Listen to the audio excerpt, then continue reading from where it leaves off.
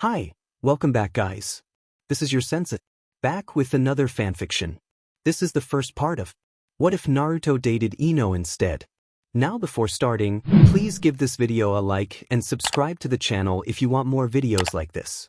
Now let's get into the fanfic.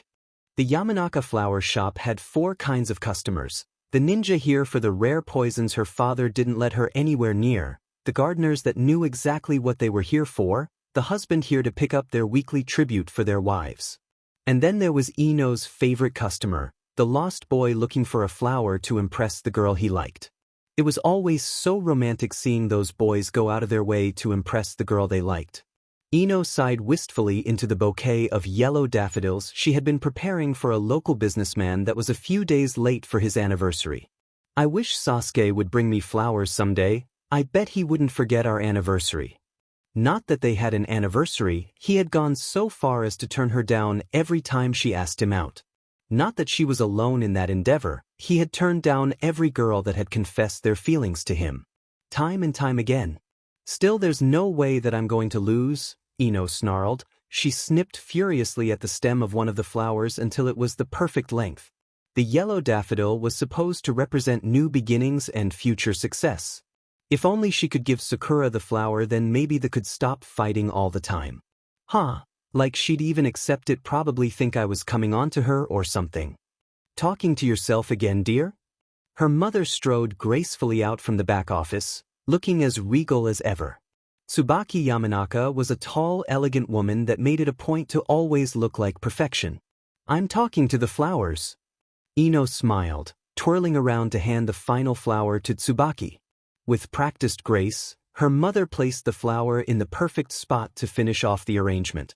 She walked around the counter dragging her meticulous nails along the wood. Yes, the Yamanaka secret ingredient. Between you and your father, these flowers may know every secret in Konoha.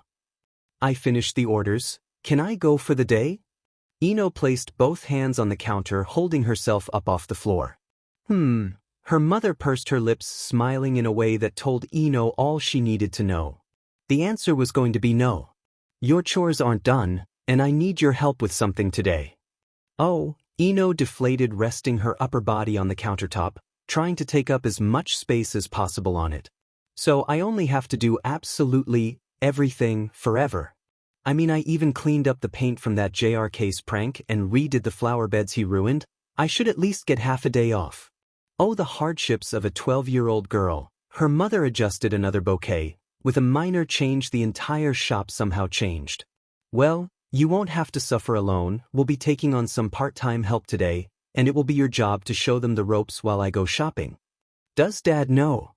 Yes, it was actually his idea in the first place. You always complain about being overworked during the spring, Tsubaki said.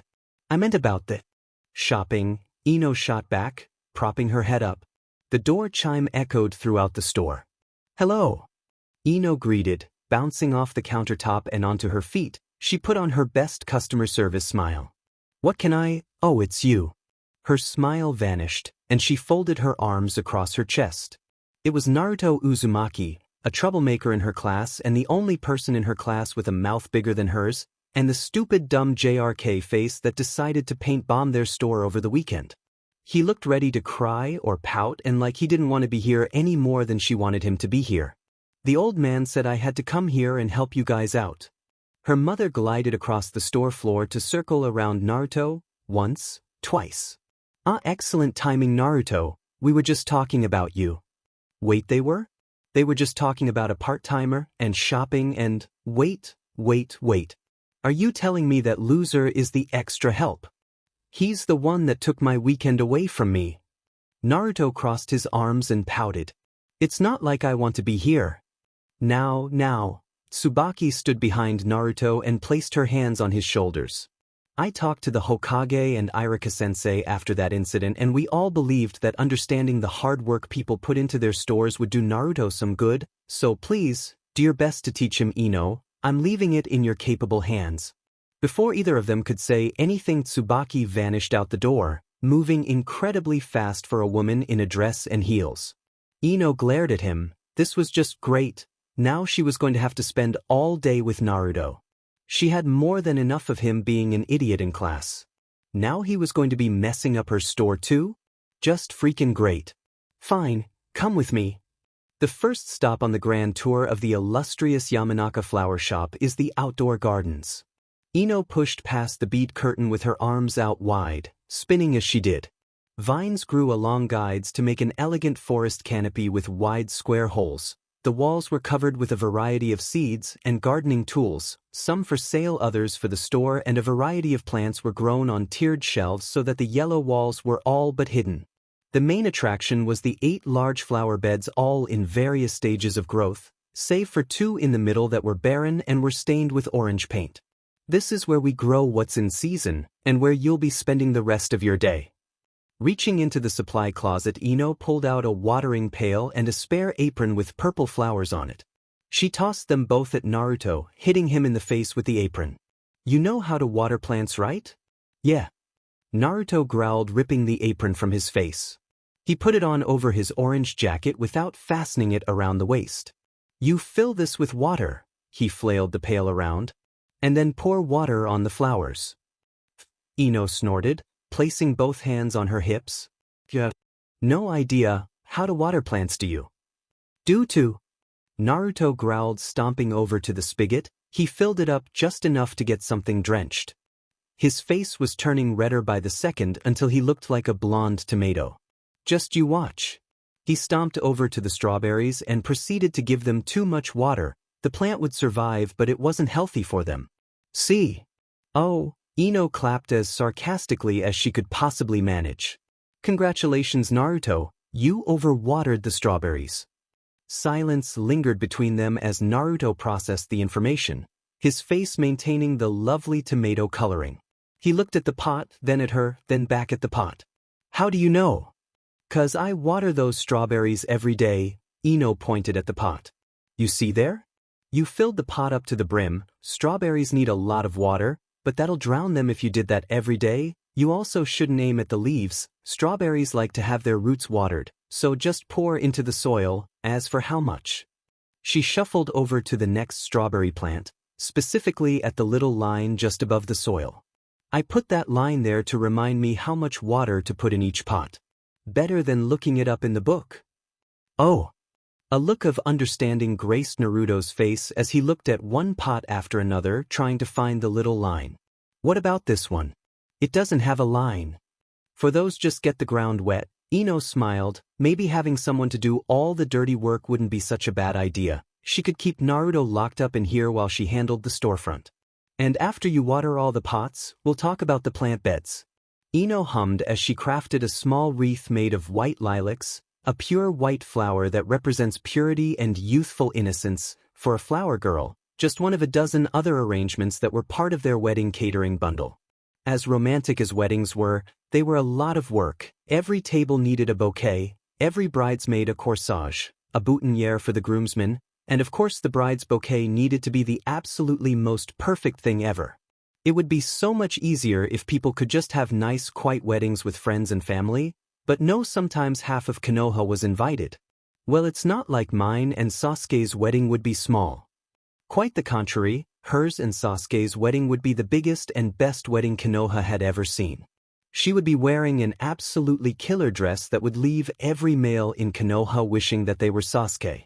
And she would be the envy of every single female in Konoha for snagging the best man in Konoha, leaving them with the dregs like Shikamaru or Naruto, and for looking better than they ever could. Sakura would be her maid of honor, only so that she could rub it into the little traitor's nose. Ami wouldn't be invited, the rest of her friends would be there, and Sasuke would probably have Shikamaru or Choji as his best man, and the Hokage would be the officiant. Wait, by that time might even be the Hokage. A gasp turned into a giggle at the thought.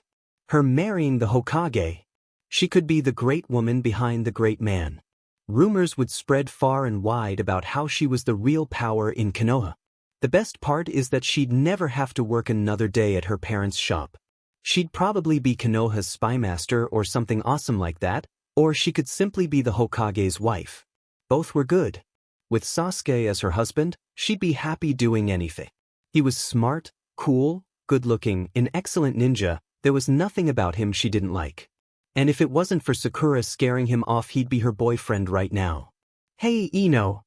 The second most annoying person in her class and recent coworker Naruto Uzumaki snapped his fingers in front of her face. His apron was still untied and hung off to the side. Already his ugly orange jacket had dirt on it that could have been avoided if he put the thing on right. Swatting him away like the fly he was, she carefully placed the delicate headpiece down, as well as her daydreams. Naruto was a coward. All she had to do was glare at him or threaten to hit him, and he would hide in the corner.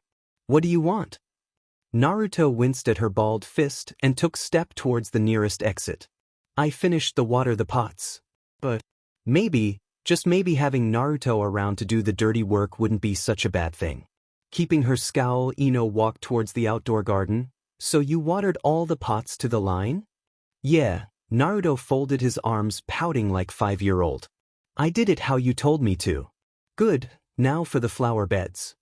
Ino led him to the hose area, where a contraption that her father seemed to rearrange every season. This is my daddy's flow control system. It makes sure that all the plants in the flower beds get the water they need. Each one has its own switch, pressure regulator, filter, and nutrient feeder. The water passes through these pipes, which leads to the drip tape and sprinklers that water the plants. She took a breath and looked up to see Naruto looking incredibly confused. With a deep sigh that caused her shoulders to slack, she stood back up and pointed towards the main valve. All you have to do is turn it on. Oh, you could have just said that. Without any hesitation, Naruto reached down and turned the valve on full blast. The contraption hissed as the pressure regulators did their job and allowed the right amount of water to be sent through the hoses.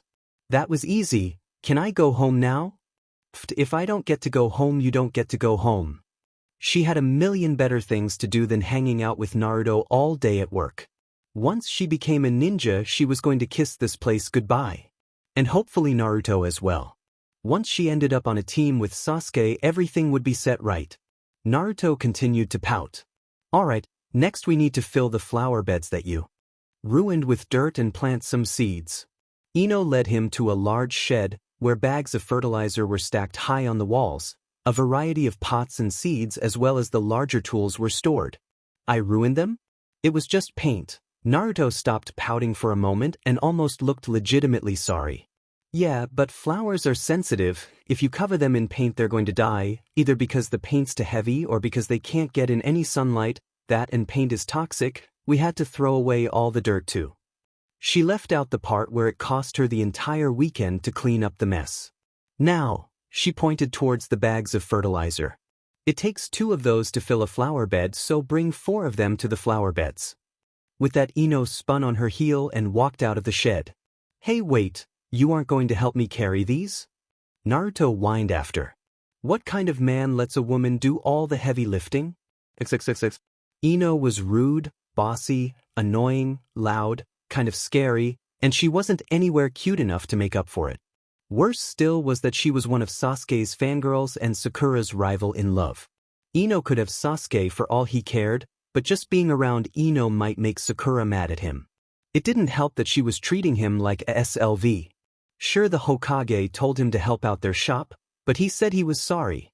How was he supposed to know that paint killed flowers? It was the flowers' fault for being so weak.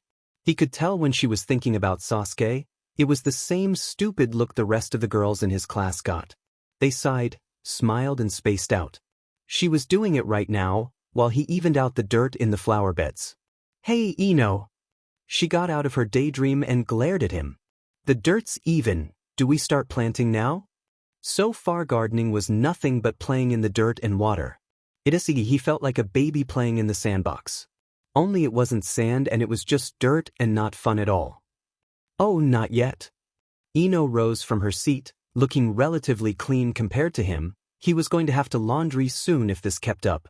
She walked over another table and flipped open a large binder of sorts. First we have to decide what to plant by looking up what's in season, what will be in season and what complements what. It sounded like a lot of reading. Can't we just plant all the same thing? We could. Ino's mom walked in through the curtains smiling sweetly. A bag filled with food was slung around her shoulder. But the point is to demonstrate what we have to offer so that customers will want to buy something. Mom, you're home.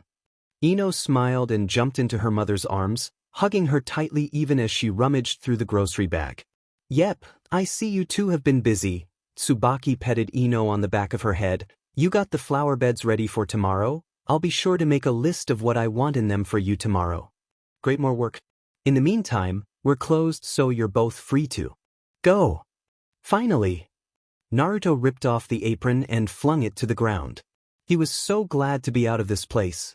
Even if he had to come back again tomorrow. He had better things to do, like not working at a stupid garden shop. Oh Naruto, one moment. Tsubaki smiled at him, reaching around Ino to pull out a wallet from the bag. Ino gets paid every 2 weeks, so until we get you on that time loop I'll be paying you every day. She handed him money. More than enough money for ramen tonight, and tomorrow maybe even enough for the day after that. Wait, I get paid for this? Of course, it is a job after all.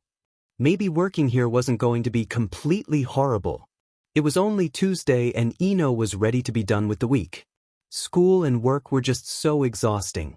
The moment she stood behind the counter, dressed as the picture-perfect Yamanaka flower shop employee, Ino let out a primordial groan and flopped her head down onto the counter. What are you doing?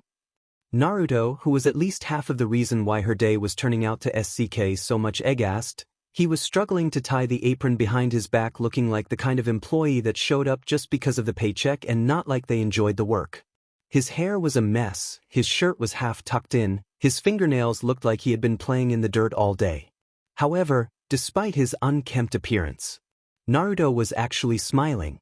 Her foul mood was all his fault. Naruto had talked to her at school, like they were friends or something, which wasn't that big of a deal. She wasn't that shallow. But it was Sakura that made it 1,000 times worse. Naruto had asked what they were doing after school. And now Sakura was spreading rumors that they were a couple. Worse of all was that when she asked Sasuke if he knew she wasn't really seeing Naruto, he just grunted. Because of Sakura, Sasuke had fallen into despair and given up on her. All the progress she had made in getting through to Sasuke was in jeopardy. It didn't help that Naruto followed her after class like he was a lost puppy. Only not cute at all, and twice as stinky and stupid. I'm suffering, Ino ummed, glaring at Naruto with her one eye. And it's all your fault. What did I do? Naruto pouted, crossing his arms in protest. Because of you. Ino got up and walked over to poke Naruto hard in the chest. The entire class thinks that we're friends. Or worse, dating. And Sasuke was so depressed that he didn't even speak for the whole class. And just when I thought I was getting through to him. Naruto snorted. Sasuke, Sasuke, Sasuke, that's all you girls talk about. What's so great about him? He's just an a-hole. He's not an a-hole. He's cool, handsome, strong, an excellent ninja. Basically, he's everything you're not. Ino took a step forward, growling as Naruto stood his ground. And how's that my fault? All I did was want to know what we were doing today. All right, you two. Tsubaki strode in from the back room, as elegant and poised as a snow-covered mountain, while her face was a storm of rage. She grabbed both Ino and Naruto by the back of their shirts and held them away from each other. There will be no fighting while you are in my shop, do you understand? Yes, ma'am. Naruto deflated his arms, going limp and looking actually regretful, like he was an obedient puppy that had just been caught doing something wrong. But Mom, Ino protested as she continued to struggle against her mother's grip. No, but Ino, now you watch the storefront and Naruto will help me with the flower bed. Honestly, you two, this place is a flower shop. What would people think if they came in and saw you two fighting like that? Tsubaki set them down, sliding her hands to their shoulders. This shop is supposed to make people think of a peaceful garden, so act like it. Ino growled at Naruto for one last moment, before she huffed and walked towards the counter. Whatever, Mom. XXXX. Ino's mom was weird, and honestly Naruto didn't know what to think about her. She was nice and quiet but was really scary without being loud, and that made her a lot more scary than somebody like Irika-sensei, who was just loud. She might even be scarier than the Hokage. All right, Naruto, you did an excellent job making sure that most of the soil got into the flower beds. Her face was an unreadable mask, as she pointed towards the bit of filth that was probably left over from yesterday. She continued to point at it, one eyebrow slowly raising as she looked right at him. Oh! Naruto picked up as much of the dirt as he could with his hand and dumped it back into the flower bed.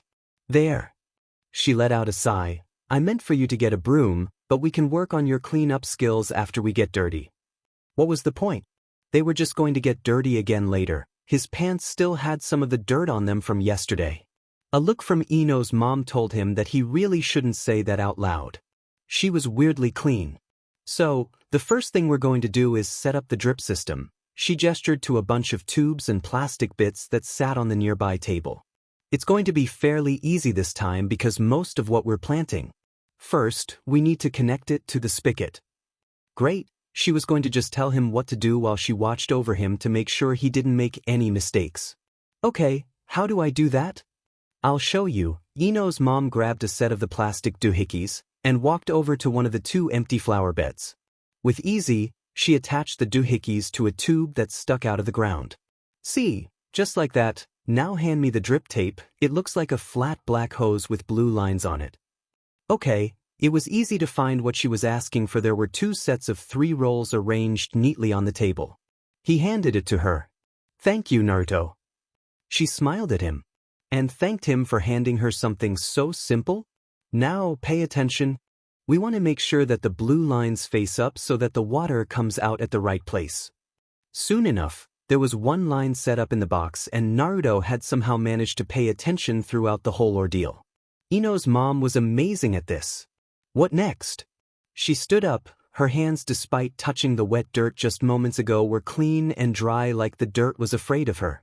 Naruto could sympathize with the dirt. Now you do it just how I showed you. Okay. Naruto examined the pieces, trying to pick out the pieces Ino's mom had first grabbed. These ones, right? Very good, Naruto. This was starting to freak him out. Why was she being so nice to him? And she was going to give him money after this? Something was wrong. You'll have to forgive my daughter. She stood over him, watching his every movement, just waiting for him to make a mistake. She can be a bit of a hothead sometimes, something that you know all about, I take it? I'm not a hothead, other people just get annoyed too easily. Naruto laid the drip hose thing down. Wait, the blue stripes go on top. It's not my fault. Are you sure about that? Her feet clicked as she walked around the flower bed, a soft smile on her face as she watched his progress. Then she turned and grabbed another set of the doohickeys and tape. She crouched down beside him and began to work on the final line. You can be a bit brash, Naruto. Just look at your current situation. Naruto just lets out a groan as he kept looking at her hands to make sure everything was going correctly on his end. I don't mean to annoy people. And I believe you. Now then, let's start planting. Ino's mom produced a packet of seeds from out of nowhere. These are sweet alyssum seeds. They're going to be the base of our flower bed, so we plant these around the edge and in the center. I was going to go with a different flower, but these flowers are said to prevent heated encounters. Maybe if we plant enough of them, it'll stop you and Ino from fighting. She showed him how to bury the seeds, in small clusters 6 inches apart, about a 1/4 inch down, and then they went on to larger plants that would grow alongside the flower and what grew alongside them until the entire flower bed looked like a brown sponge with lots of holes and markers for the seeds. By the time they finished the second flower box, it was closing time. Now, Naruto, I have a bit of homework for you. Ino's mom held out his pay for the day. It was more than yesterday. Naruto never does his homework. Ino snorted from behind the counter, a smug look on her face. Ino, her mother warned. With practiced grace she handed Naruto a pot and a packet of seeds. This is a dwarf sunflower. I want you to grow it at your home. Once it's fully grown, I'll consider your punishment over, and you can stop working for us. The pot was heavy with dirt and the packet of seeds crinkled in his fingers.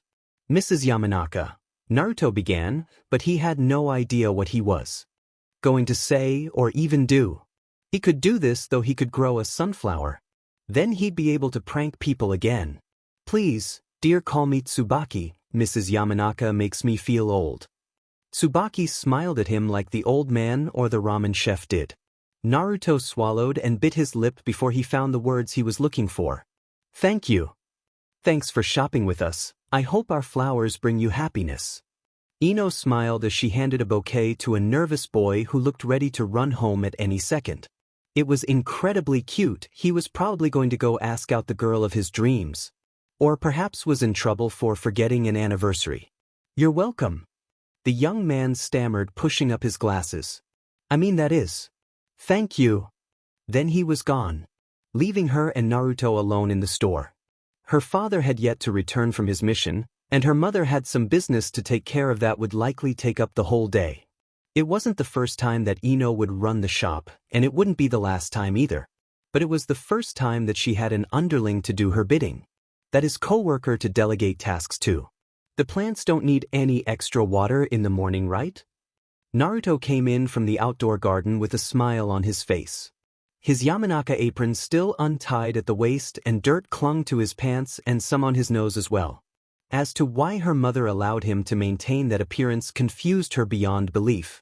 "Honestly, Naruto, can't you present yourself better?" Ino closed the ground between them in 3 long steps, even as Naruto took a step back and from her. With a hand on his shoulder, she spun Naruto so that his back was facing her. A quick knot later and Naruto finally had his apron tied. There, and to answer your question, they do not. "Oh, hey, thanks, Ino." Naruto spun around like a dog chasing his tail, trying to look at the knot. So that's what those were for. Did he really not gather that from her? Ino just let out a long sigh and turned back to the storefront. Today had slow day written all over it. A slow day in the flower shop with Naruto. There was only so many chores and tasks she could get him to do until she was just making stuff up for him. "So, Naruto, why do you like Sakura?" "What? How do you know that I like her?" Oh, he was blushing now. She had never quite seen Naruto turned that shade of red. Normally he just blushed when he was mad at being called and proved that he was an idiot. Because you ask her out like every day, always offer to sit by her, you're more obvious than me and Sasuke. Still, at least Sakura had some boy that was willing to ask her out. The rest of the boys in her class were too concerned with other things to even bother with the idea of dating. Or maybe they just knew better than to try and go after one of Sasuke's fangirls. A lesson Naruto clearly hadn't learned. It wasn't like she wanted to date any of the boys in her class anyways. Kiba was too smelly and obsessed with dogs. Choji was too fat, Shikamaru was too lazy. And then there was Naruto, who had no redeemable features whatsoever. No, she'd wait for Sasuke. But Sakura could settle for Naruto. Well, Ino prompted again. Naruto was trying his best to ignore her by poking at a rose flower. Well, what? This was how her mother felt, wasn't it? Ino sighed and leaned against the countertop. Like, why do you like Sakura so much? Oh, Naruto sighed. This bashful side was almost kind of cute. Like a hairless kitten is kind of cute, or how an old couple holding hands is kind of cute. Well, she's just really pretty and smart, and I just kind of like her, okay? She could respect that. But then again, this was actually kind of fun. Okay, why do you think she's pretty? I don't know. I guess it's her face, and her green eyes, and her pink hair, especially how long it is. For some reason, whenever I see her, my face gets all hot and stuff. Naruto mumbled. He accidentally plucked the petal of an orchid. Oh, so you like long hair, do you? Ino smiled, flipping her ponytail with a dramatic flair. What do you think about me? Am I cute too? Naruto's face scrunched up in revolt like he had just smelled something horrible. No. What do you know? Ino rested her elbow on the countertop and huffed. But if you want to get Sakura to like you, just compliment her forehead. Her forehead? Yeah, you know that giant billboard that she could use for advertisement just below the pink hair you like so much. She used to be teased about it when we were kids, so if you say you like it might make her like you. Or make her hate you, but she already hates you, so you got nothing to lose. The part of her that still wanted Sakura as a friend was torn between giving away Sakura's secrets and the hope that if Naruto managed to get Sakura to like him more than Sasuke, no matter how doubtful that was, then they could become friends again. Plus it would mean less competition for Sasuke. In theory, there was nothing wrong with Naruto, he was just loud, but so was Sakura, he was stupid, and Sakura was smart, so the opposites attract thing would work there. Plus Naruto actually liked Sakura, and she certainly wasn't getting anywhere with Sasuke. Just make sure you shower and wear clean clothes when you tell her about it. Oh, and I'm sure she'd love a flower. She likes cherry blossoms. Naruto narrowed his eyes at her. Why are you helping me get Sakura to like me? Because at the very least it would be fun to watch him crash and burn. Boredom mostly, and if you by some miracle get Sakura to date you, then that's less competition for me. Well, where should I take Sakura then? You don't, at least not at first. Just tell her something mushy about her forehead, and give her the flowers, then leave. It'll give her time to think. And believe me, forehead will be thinking about it. Sakura would probably stay up late pulling her hair out and growling in frustration over such a simple gesture. If this works, she should get a job as a matchmaker. Huh. Again with the confused puppy dog look, head tilt and all. But how will I get her to date me? The point is to get her to want to date you. Sakura's not afraid of asking boys out that she likes. Can you imagine it, Naruto? Sakura asking you out? Blushing and stuttering and acting nervous because she likes you so much? It probably wouldn't ever happen, but weirder things had happened. Well, actually, that might be on the top of the list of weird things to happen in Konoha. Naruto adopted a happy dopey smile, a clear sign of a melted heart. Sakura, asking me out? Sakura me out? Did Naruto sleep in a bed filled with Sakura love bugs? What on earth did that stupid forehead do to get her own fanboy? You can do that after work, but first go wash the windows. Yes, ma'am. Naruto mocked, saluted, and ran outside to wash the windows without spray bottle or rag. He walked back and hanging his head in shame. With a scrutinous glare, Ino observed Naruto as he cleaned the window. When he actually wanted to do something or was rewarded for something he didn't want to do, he was a hard worker and actually not annoying. He hadn't even tried to pull a prank in class since he started working here. But that could just be him not having enough time to think of a prank. But it felt like there was something more to it. Like Naruto actually enjoyed working here. There were worse jobs for sure. But that didn't mean it was a job to happy about. Well, her parents were happy with it. But it was their store. No, Naruto seemed both happy and calmer. As Naruto began to was the glass right behind the display beds on the front of the store, a devilish idea popped into her head. Humming a soft tune to herself, Ino walked over to the control for the outdoor sprinklers and turned them on full blast.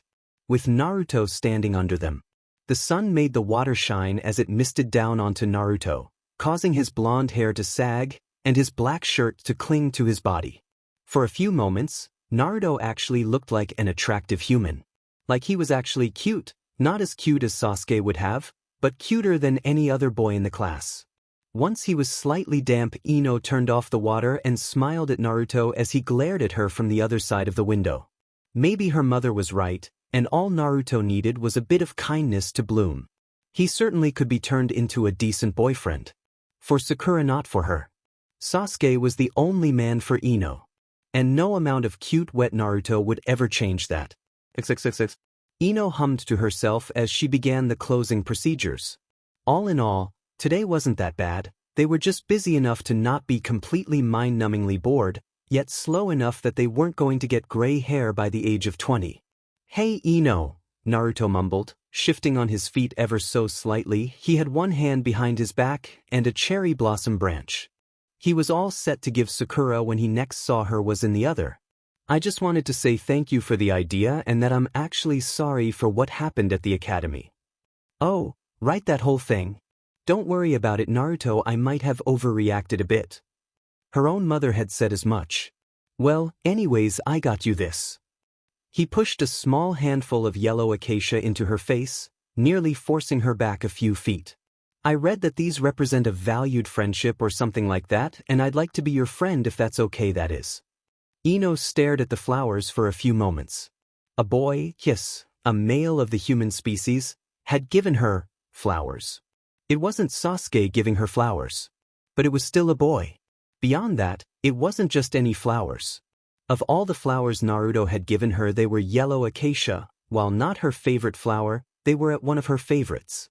She had daydreamed Sasuke giving her these flowers hundreds of times, because of their other meaning.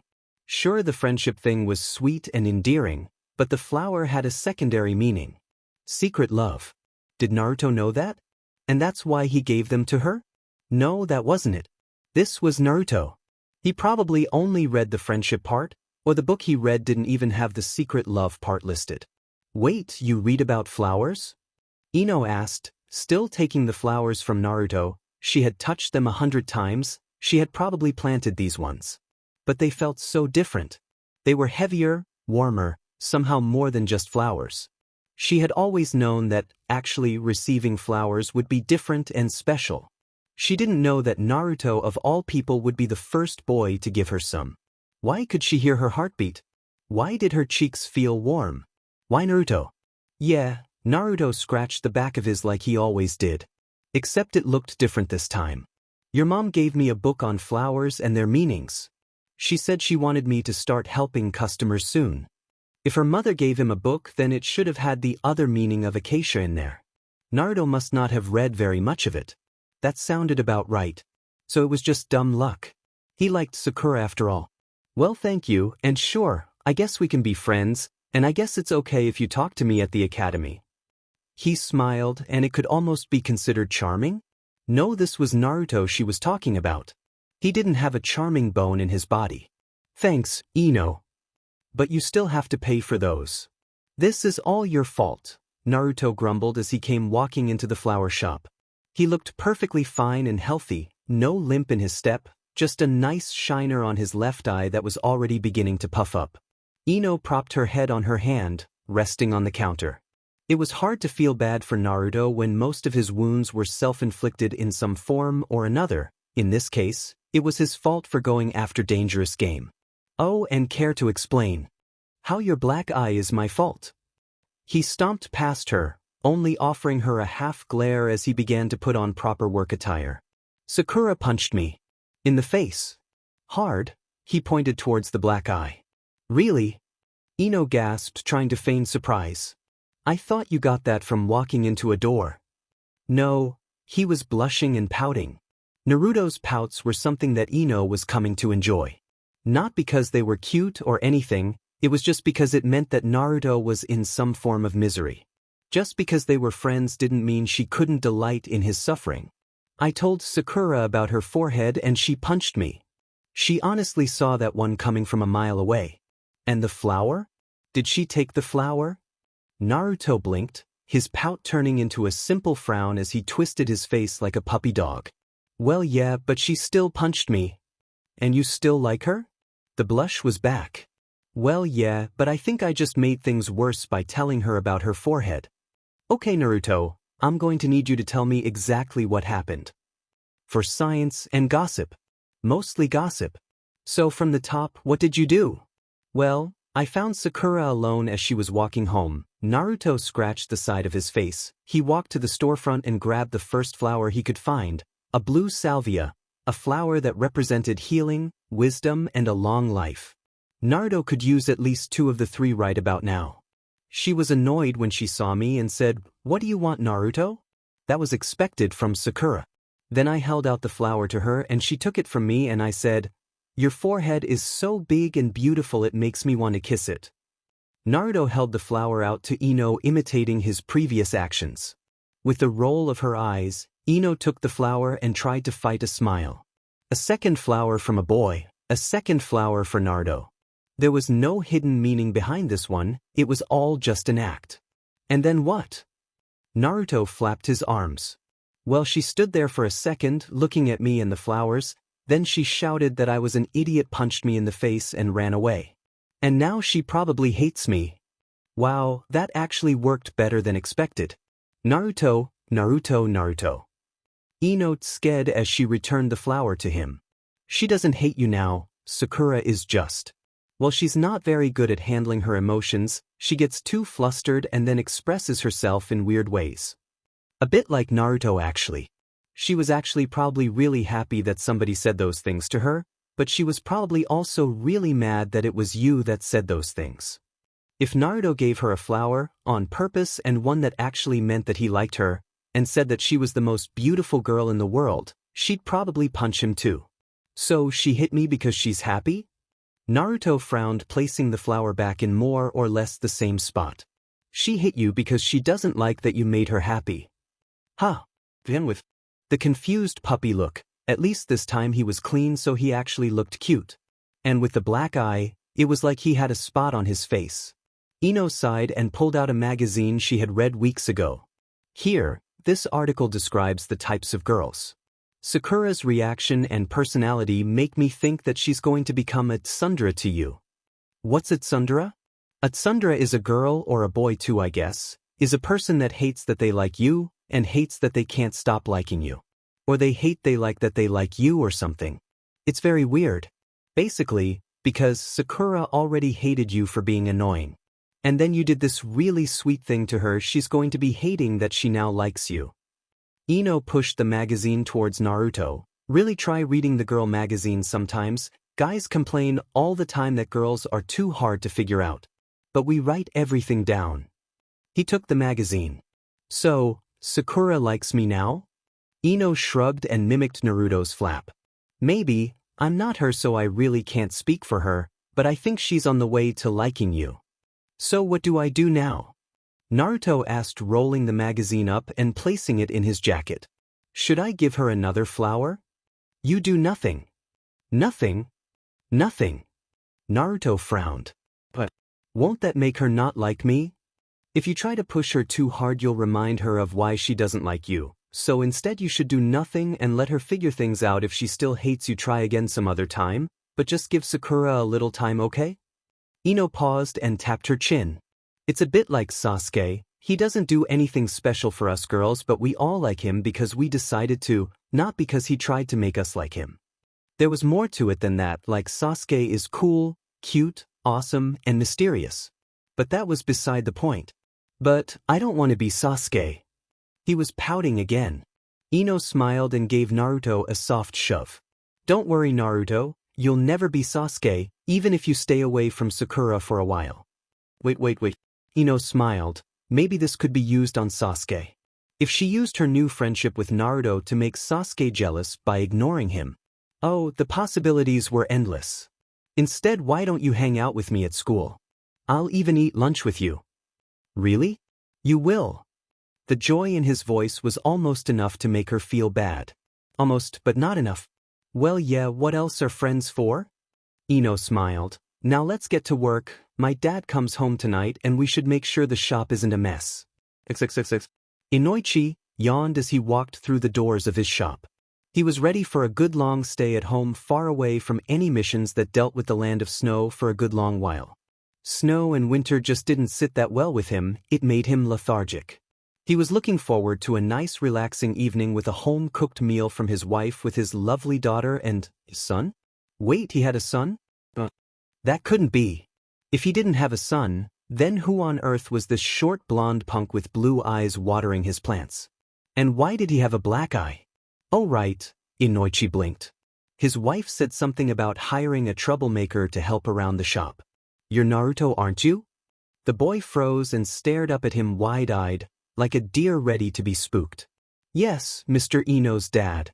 It's just Inoichi, he patted the air trying to get the boy to be less uptight and formal. Have you seen my daddy? His lovely little daughter came whirling out from the back room and slammed into him full speed. It nearly knocked the air out of him. Thank God you're home. What's the rush? Inoichi smiled, ruffling his daughter's hair ever so slightly. Just enough to make her annoyed at him later. Ino frowned and turned away from him, huffing just like her mother did. You've been gone for so long. I thought you were never coming back. Oh, I know this game. He pulled out a small packet of seeds he had gathered. These come from the land of snow. I don't know what they'll grow into, but why don't you add them to your collection? It was a hobby Tsubaki had passed down onto Ino, collecting rare flowers from across the world, and trying to figure out how to grow them in Konoha. It was an odd hobby, but one that eventually led to this wonderful store. Thanks, Daddy. Ino smiled at him as she twirled the seeds in her hand. I can't wait to plant them in my room. She spun towards the boy. Come on, Naruto, let's fill a pot and find a place for it in my room. Inoichi felt his mouth drop as Ino grabbed the boy by his wrist and began to drag him away and towards her room. His daughter had befriended that troublemaking blonde and was taking him into her room? His precious baby girl was too young for this. She wasn't allowed to like boys. No matter how much she said she was in love with that Uchiha. Keep the door open, Ino. You know, Naruto grumbled as he shifted the half-dozen or so bags he was lugging around. When you said you wanted to hang out on our day off, this was not what I had in mind. Ino spun around and smiled at him. It was her, "Oh look at me, I'm a perfect angle and I can't possibly be doing anything bad," smile. He hated that smile. Well, what did you expect? I said we were going to go shopping. So what you're saying is that the next time you ask me if I want to go shopping with you, then I should just stay home? Seriously, how could she even afford all this? And why were these clothes so heavy? And why do you need so many clothes? What? She gasped, acting like his words hurt her. You mean you're not enjoying spending time with me, Ino, your coworker and friend? Why, I'm offended. You're just using me to carry stuff. Guilty as charged, but hey, I said we can get ramen after all this. So just hold your horses. Free ramen was always good, even if he had enough money to buy his own ramen. As for why I need so many clothes, don't you think it's fun watching me try on so many cute outfits? No, he really didn't see the point. Ino looked fine in whatever she was wearing. She frowned, looking sad again. Girls were so confusing. One second they were happy and then the next they were all sad and depressed and stuff. Or in Sakura's case, really angry. And don't you have enough clothes? I'm already carrying more than I own. Wait, Ino came to a dead stop. Do you mean to tell me that you don't even own 3 outfits? No. Was that weird? He only needed like 3 shirts, some pants, and then his jacket. Still, to Ino it looked like he had committed some kind of crime against nature. I can't believe it. Ino's mouth fell open and she slapped her cheek in what could only be described as pure terror. I should have noticed that you always wear the same 3 shirts to work all the time and that you never change jackets or pants. She grabbed his arm and began to pull him towards a new store. We're going to fix this right now, Naruto. We're not stopping until you get at least 1 new outfit. A new look might even help you with Sakura. But shopping is boring. And expensive. He'd much just rather wait for his birthday when the old man would buy him new clothes. Can't we just go get ramen now? She pulled on his arm again as they rounded a corner to come face to face with a large, but rather generic-looking store that had numerous outfits for shinobi on display. No way. Come on, this is the last stop. We should be able to find you something decent to wear. Naruto groaned as Ino dragged him into the shop. His feet hurt, and his arms were tired. It felt like Ino was going to shop until she dropped. Then he'd have to carry her too. They found the section for teenagers and Ino went to work. Oh, here, this would match your eyes. It was a blue shirt. This one would go well with your skin and hair. An orange and yellow jacket that was softer than his normal jacket, sleeveless too. And these will tie the whole thing together, darker orange pants. Okay. Naruto looked at the clothing she had piled on top of him. It's all orange and blue though? They're your favorite color, right? Ino gave him a soft smile that made the middle of his back tingle in the way that it did when he saw Sakura smile. She was actually super cute when she was smiling. Yeah, they are. Awesome, now go change, I want to see how you look. Ino shoved him in the vague direction of the changing rooms.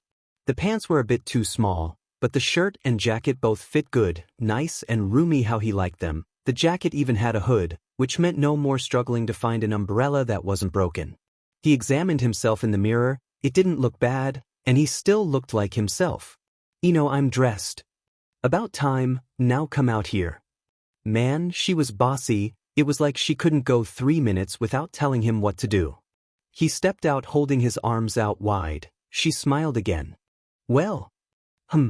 She placed her finger on her lip as she walked around him, her eyes flowing up and down as she examined him. It felt like he was taking a test and Ino was more than willing to fail him.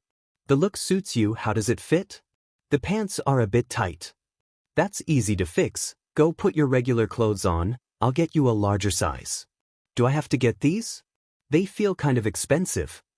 Ino snorted, a soft blush on her face that hadn't actually been there. Don't worry about it, Naruto, I'll cover you this time but you'll owe me.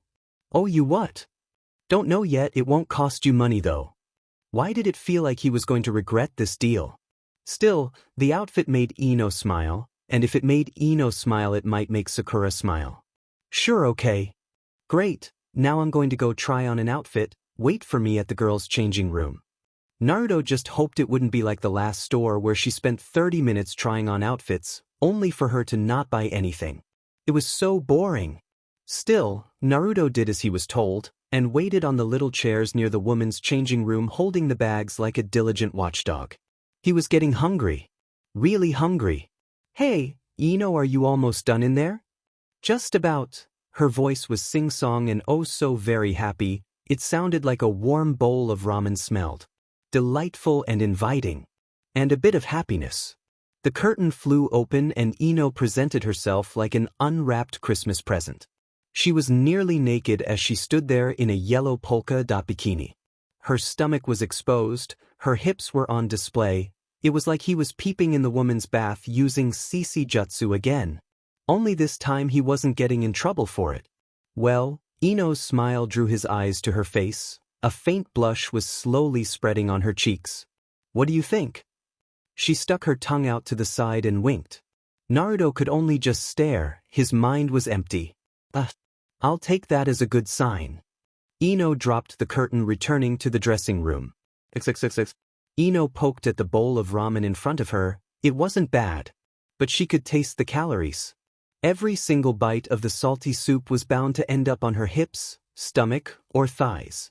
If it went to her chest, then she'd probably eat as much as Naruto.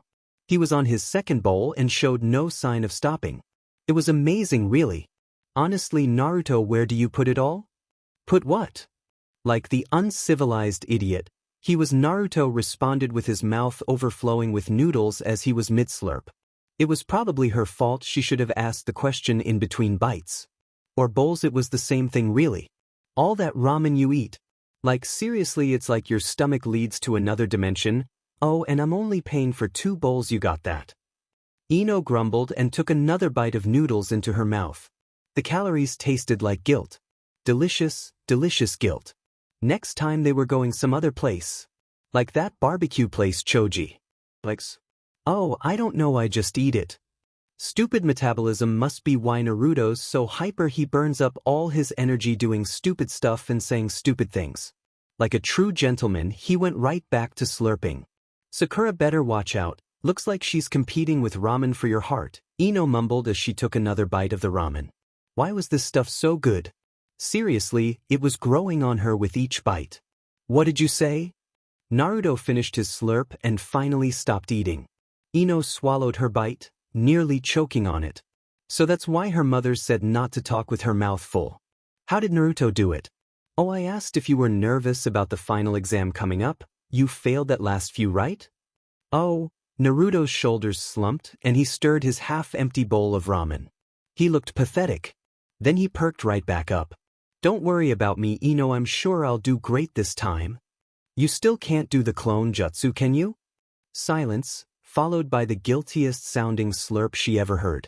I'll get it down by next time, I promise. You better, or else you'll be stuck working at our store forever.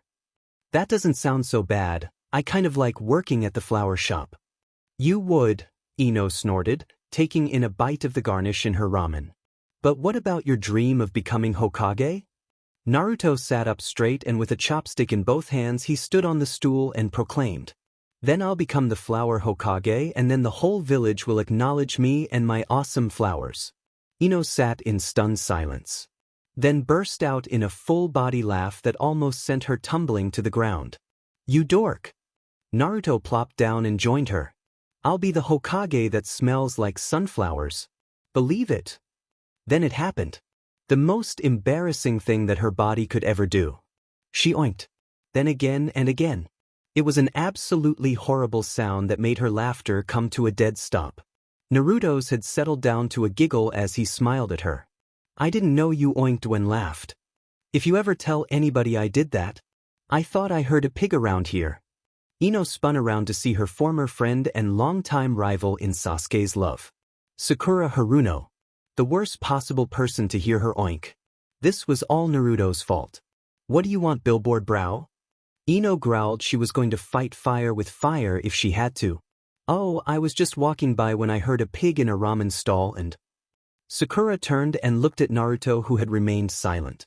Sakura stood there silent for a moment. Whatever insult she had in that massive head of hers was dead on arrival. Sakura blushed, and then her mouth snapped shut, and then opened again. Are you two on a date? No, Ino stood. And what if we were? It's none of your business. Well, it's not, but I've been looking for Naruto? She was acting like that bashful 6-year-old she first met that was unsure of everything. Holy crap, is this because of Naruto's compliment and flowers? You are. Ino and Naruto asked at the same time. I am. Sakura asked, then she snapped out of it. And walked past Ino like she wasn't even there. I mean, yes, I am. I'm here for you, Naruto. Oh, well, what can I do for you, Sakura? Naruto stood and asked, his ramen bowl left half empty on the table. Sakura closed her eyes, her hands fidgeting in front of her as she took a deep breath. Naruto, I've decided to give you a chance, so if the offer is still good, I'd like to go on a date with you. Ino couldn't so much as breath. It worked. It actually worked. Never in a million years would she ever think that Sakura would go out on a date with Naruto. This was a good thing, right? Right? Why was she hoping that Naruto would reject Sakura here and now, for him to hear him say no? Was it because it would be worth it to see Sakura's face if Naruto of all people rejected her? Or was there another reason? Please say no, please say no, please please please say no. Naruto had a gigawatt smile on his face that could rival the sun in its intensity. Really, Sakura? You meant it? You'll go on a date with me? Sakura nodded. Yahoo! Naruto cheered, pulling Sakura into a hug. You have no idea how happy I am. And he had no idea how jealous Ino was at that moment. Ino thundered past the storefront, kicked open the door to her room and flung herself onto her bed.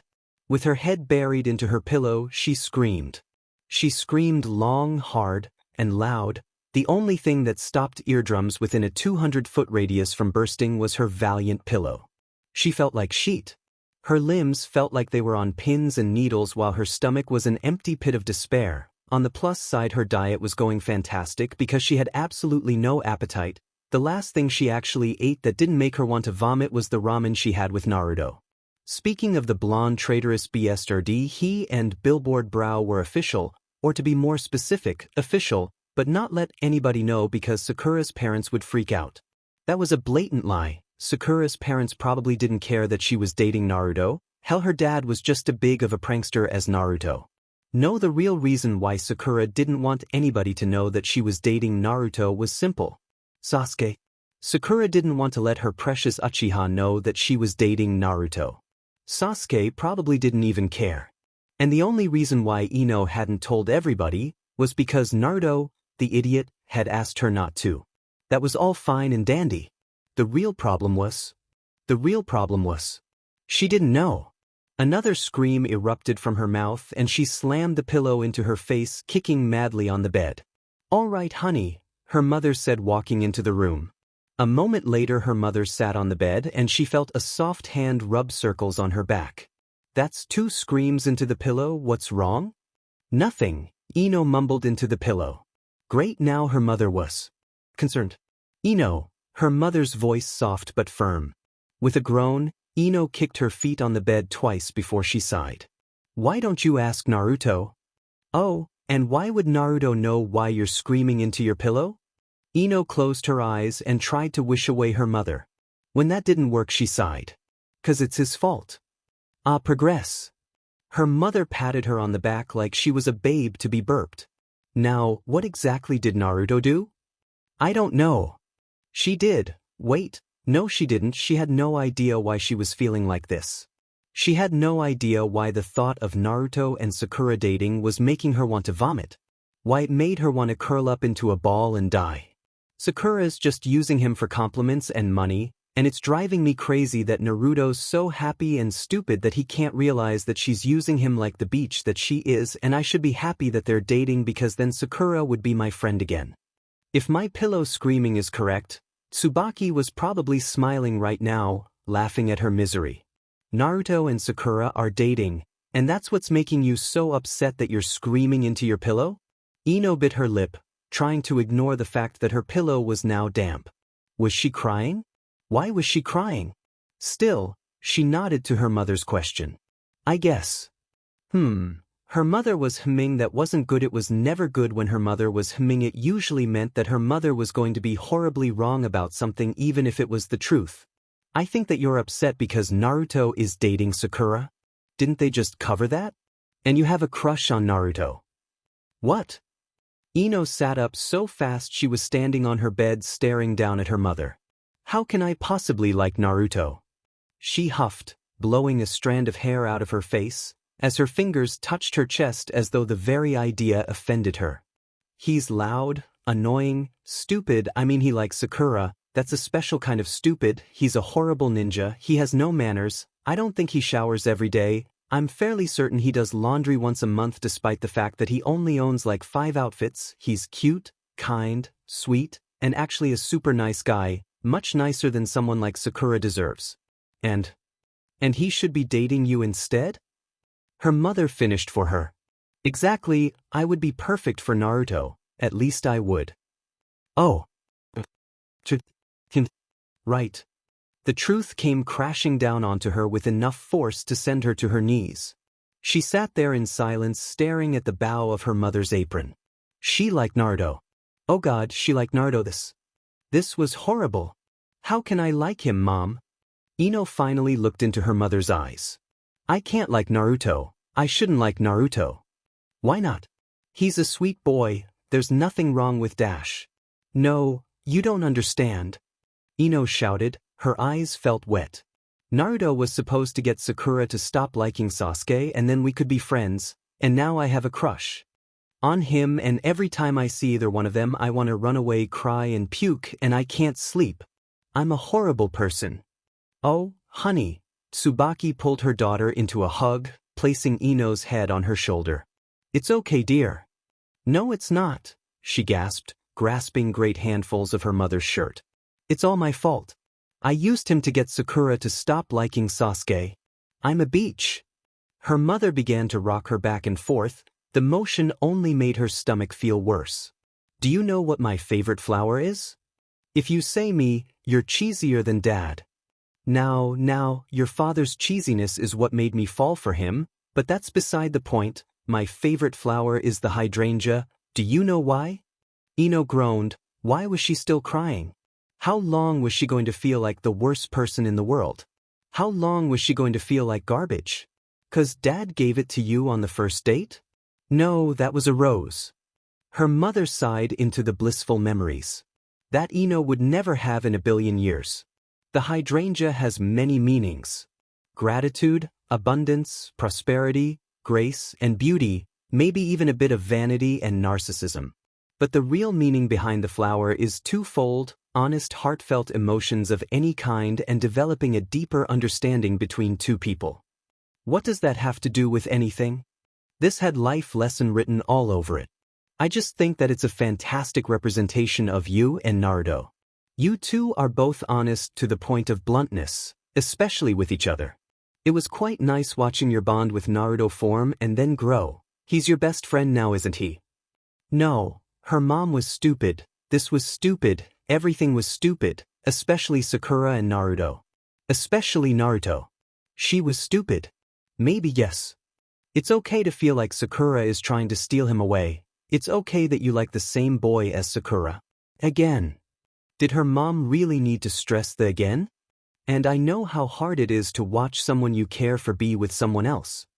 Try the worst thing ever. Ino pulled away from her mom. She wasn't sure if she'd run out of tears, or if her mother had actually helped. She doubted it was the latter. I just want to curl up in my bed and die.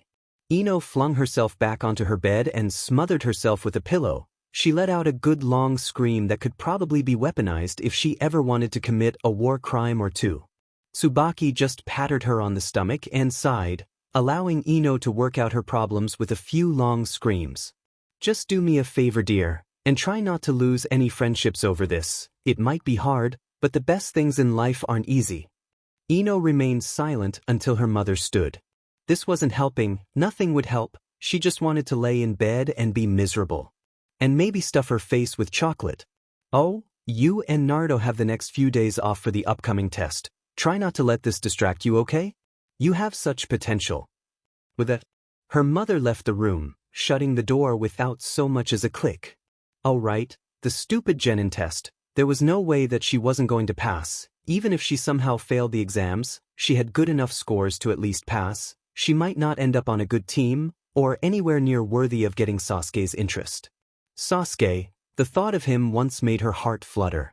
But even with Sakura out of the way, he probably wouldn't even look her way. Maybe she'd end up on a team with Naruto? And then on a long mission, she could convince him that he didn't like Sakura. And no, that wouldn't work. Naruto was too nice. He'd probably stay with a girl even if he didn't love them just to make them happy. It was pathetic really how self-sacrificing he was. Besides, Ino flopped to her side staring at the flower plants in her window. The one that she and Naruto had planted was nothing more than a single green leaf trying to wiggle its way up to the sun. I think I've manipulated him enough. XXXX. The weight of her headband felt heavy in her hands. But it wasn't what weighed her down. No, it was the same thing that had been weighing on her for a while. Naruto. He hadn't passed. He looked so sad as he slowly rocked back and forth on the swing. But what could she say? What could she do? She couldn't even make herself feel better. How could she make Naruto feel better? And it wasn't like they'd spoke recently. It felt like she hardly knew him anymore. What could she say? Hey, wanna come celebrate with my family that I passed a test you failed? That would just make things worse, which was all she could do. Just show up and make things worse and worse and worse. Still, she found herself standing in front of him holding her headband tightly. If she could give it to him, she would. It hurt seeing him like this. It hurt as bad as seeing him happy with Sakura. Naruto, are you going to be okay? She asked. She knew the answer. He wanted to be the Hokage. And now he couldn't even become a genin. He had failed for the final time and deemed unfit to become a ninja. He looked up at her and forced a smile. She never wanted to see him smile like that. It was a horrible thing, like darkness had swallowed up the sun, casting the world into despair. Don't worry about me, Ino. You should go celebrate with your family. But I'll be fine. His smile was more genuine this time, but still sad. He even gave a soft laugh that might have been a sob. Look at it this way. I'll be able to spend more time at the shop. What else could she say? Was there anything else for her to even say at this point? Just, well, if you ever need anything, Naruto, don't be afraid to ask me. You're like my best friend. Her heart quickened, racing faster and faster with each word she spoke. It felt so good to say that, like a stone had been removed from the mountain she carried on her back. And then there was his smile. Bright and cheerful, shining with the radiance of the sun. After an eclipse. And don't give up, she held out her fist to him. You're still going to become the Hokage, right? He stared at her fist in amazement. Then bumped her knuckles. They held that connection for a moment before he nodded. Yeah, I won't give up, not yet. Believe it. The girl that looked back at her in the mirror was a mess. Bags drooped under her eyes. Her smile was a twisted, gnarled thing devoid of joy and energy. Even on her worst days, Ino never allowed herself to be seen like this. Yet here she was with her hair down, headband tied around her waist in some vague attempt to be fashionable. Shame that her ability to care was unbelievably small at the moment. Sasuke probably won't even care if I showed up like this. Some small part of her mind was screaming at her to get her butt in gear, that she was going to be late, that she needed to show up and impress her team, make Sasuke drool and make Sakura look bad.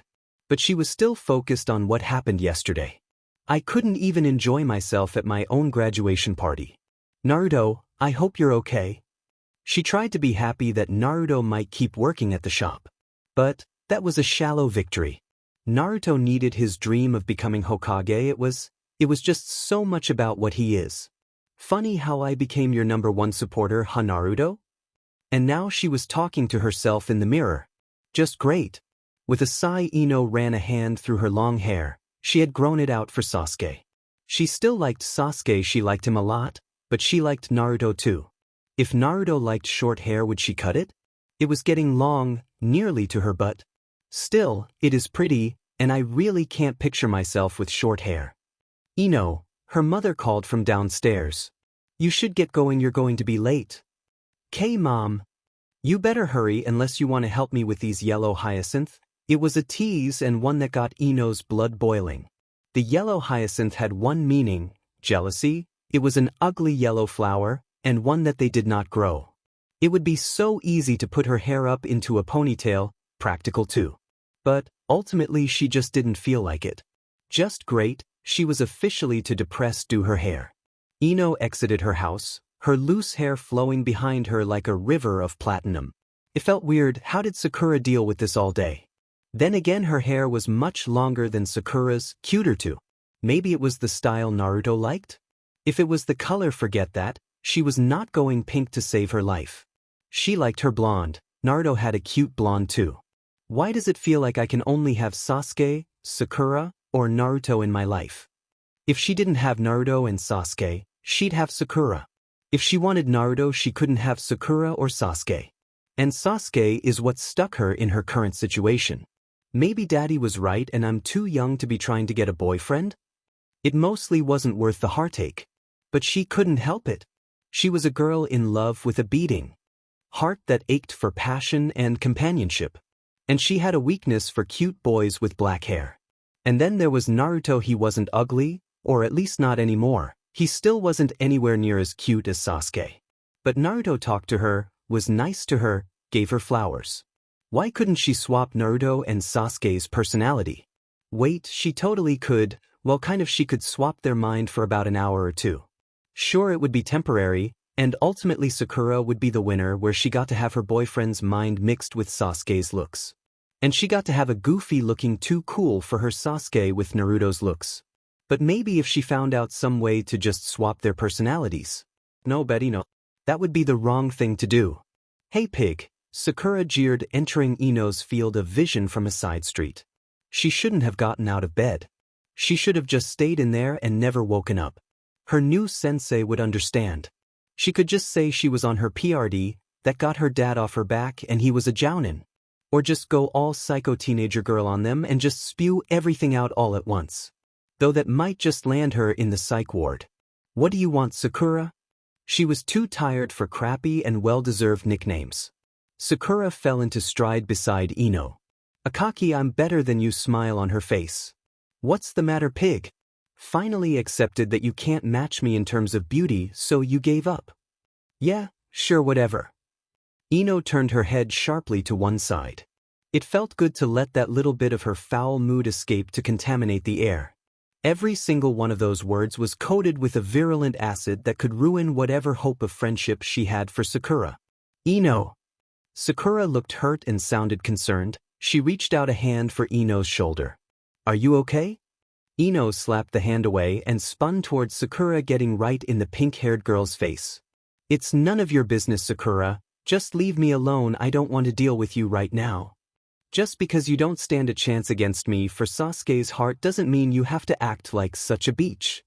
They were butting heads now, glaring into each other's eyes. "Sasuke? Sasuke? You're still after Sasuke? What about Naruto?" Ino shoved Sakura back. With whatever strength she could muster in her weary limbs. She pushed again. "What about him, huh? Isn't he supposed to be your boyfriend?" She shoved again, pushing Sakura into a wall. "Are you just using him? Is that it, huh?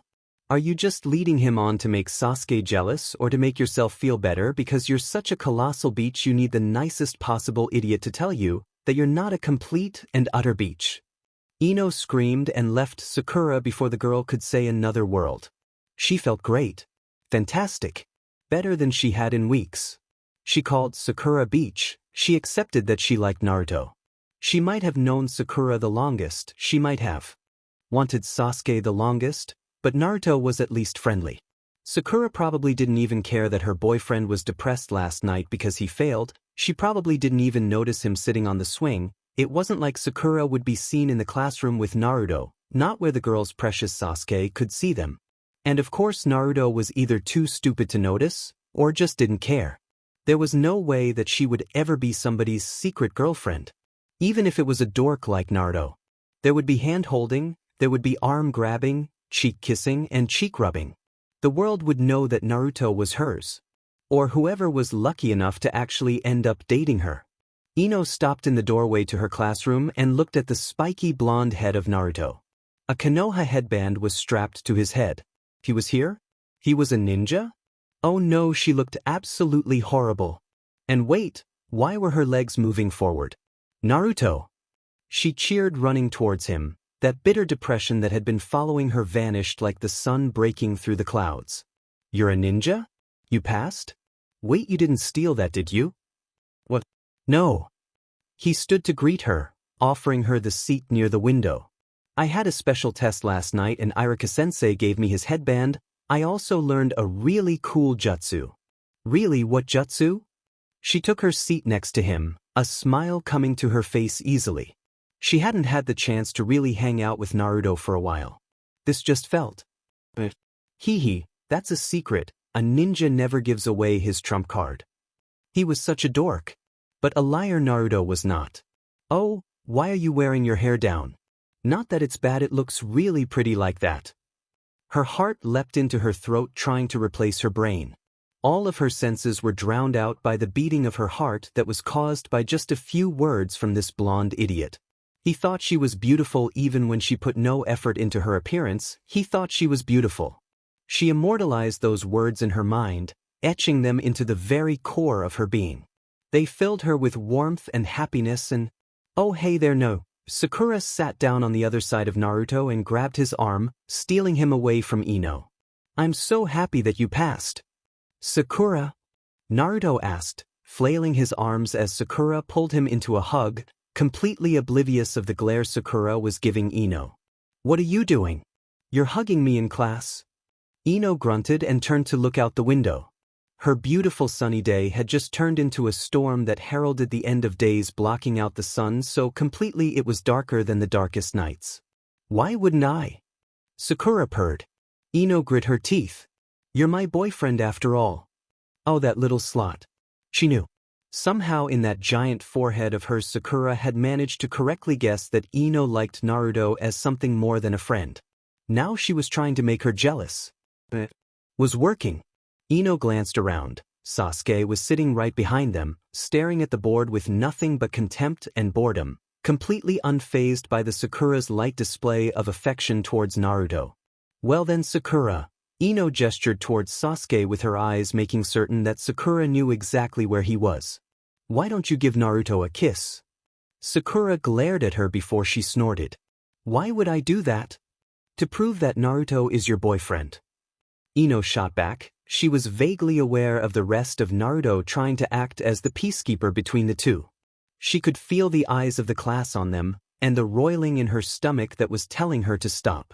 I don't need to prove anything to you. Then prove it to Naruto, 'cause you're the worst girlfriend I've ever seen. And really, Sakura, it's just one kiss, what are you afraid of? Sasuke seeing you kiss another boy? Ino goaded. She needed to puke. It felt like her head was swimming in a sea of pain and awfulness. Fine. Sakura growled.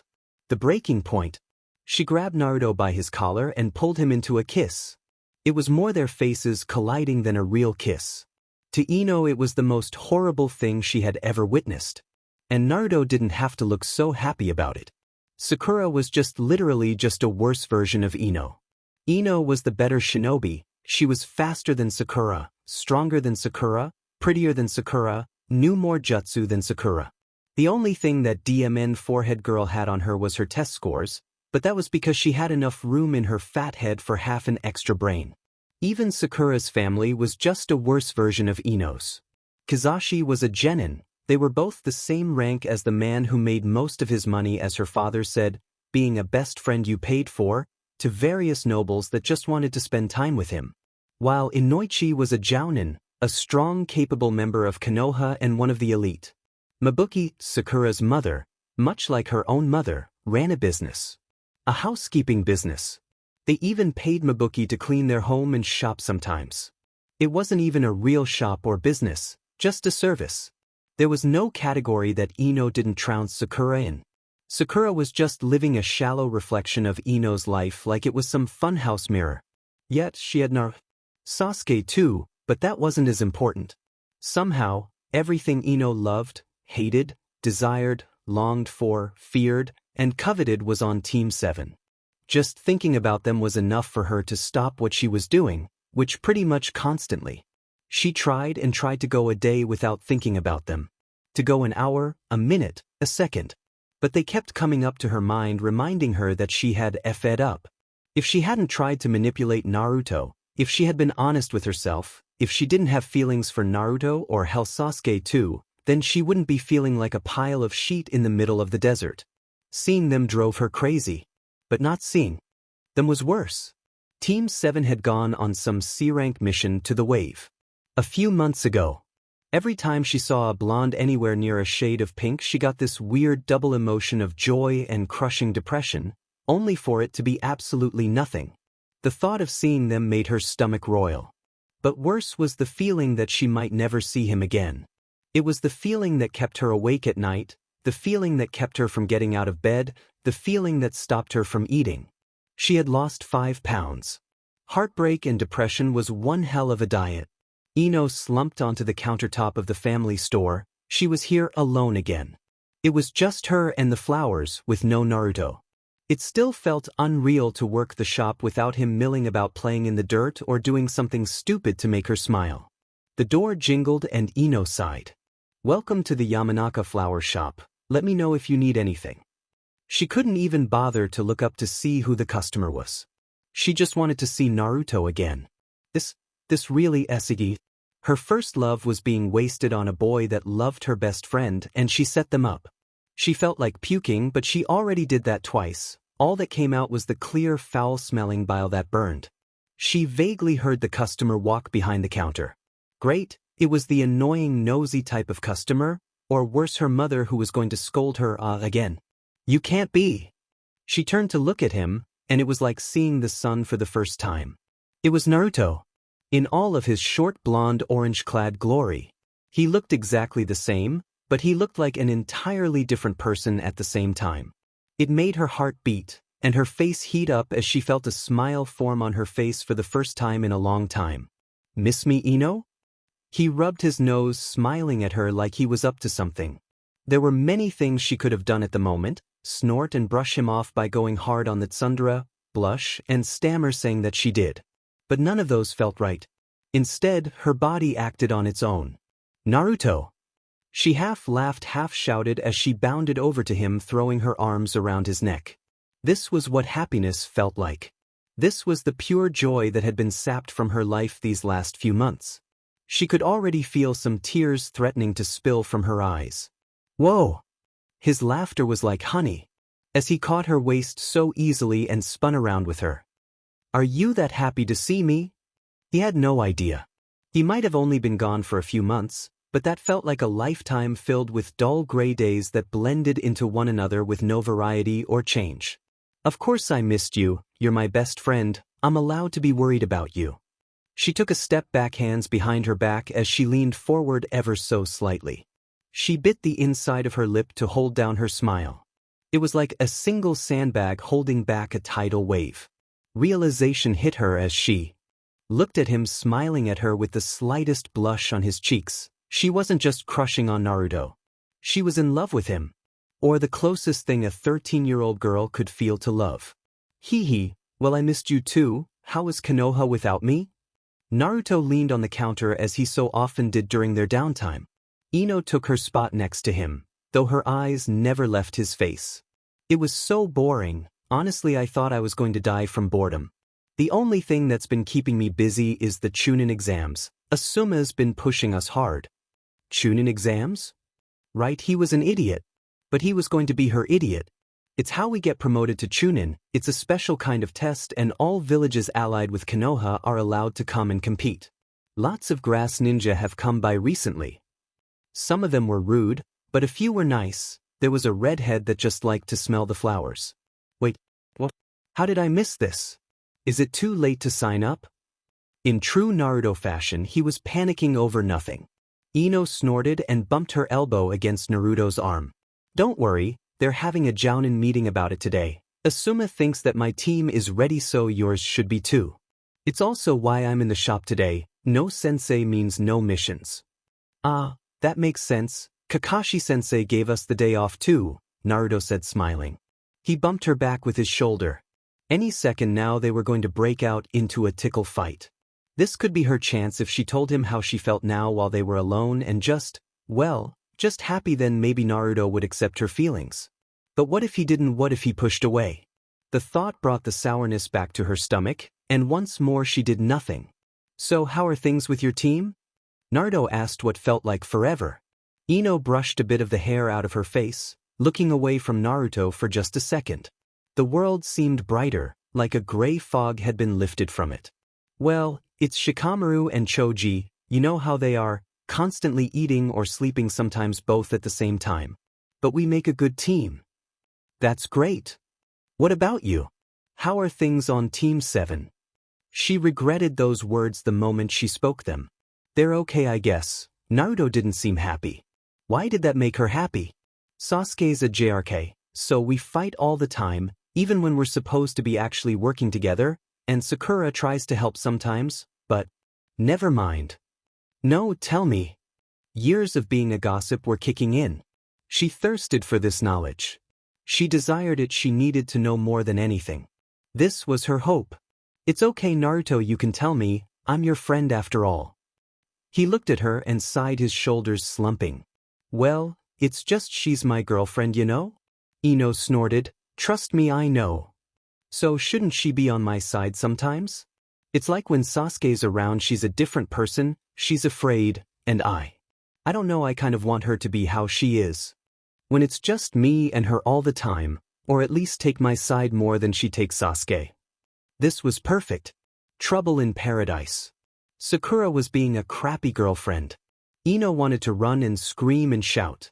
Well, Sakura did have a crush on Sasuke for the longest time. You can't expect her to give up on him even if she has you.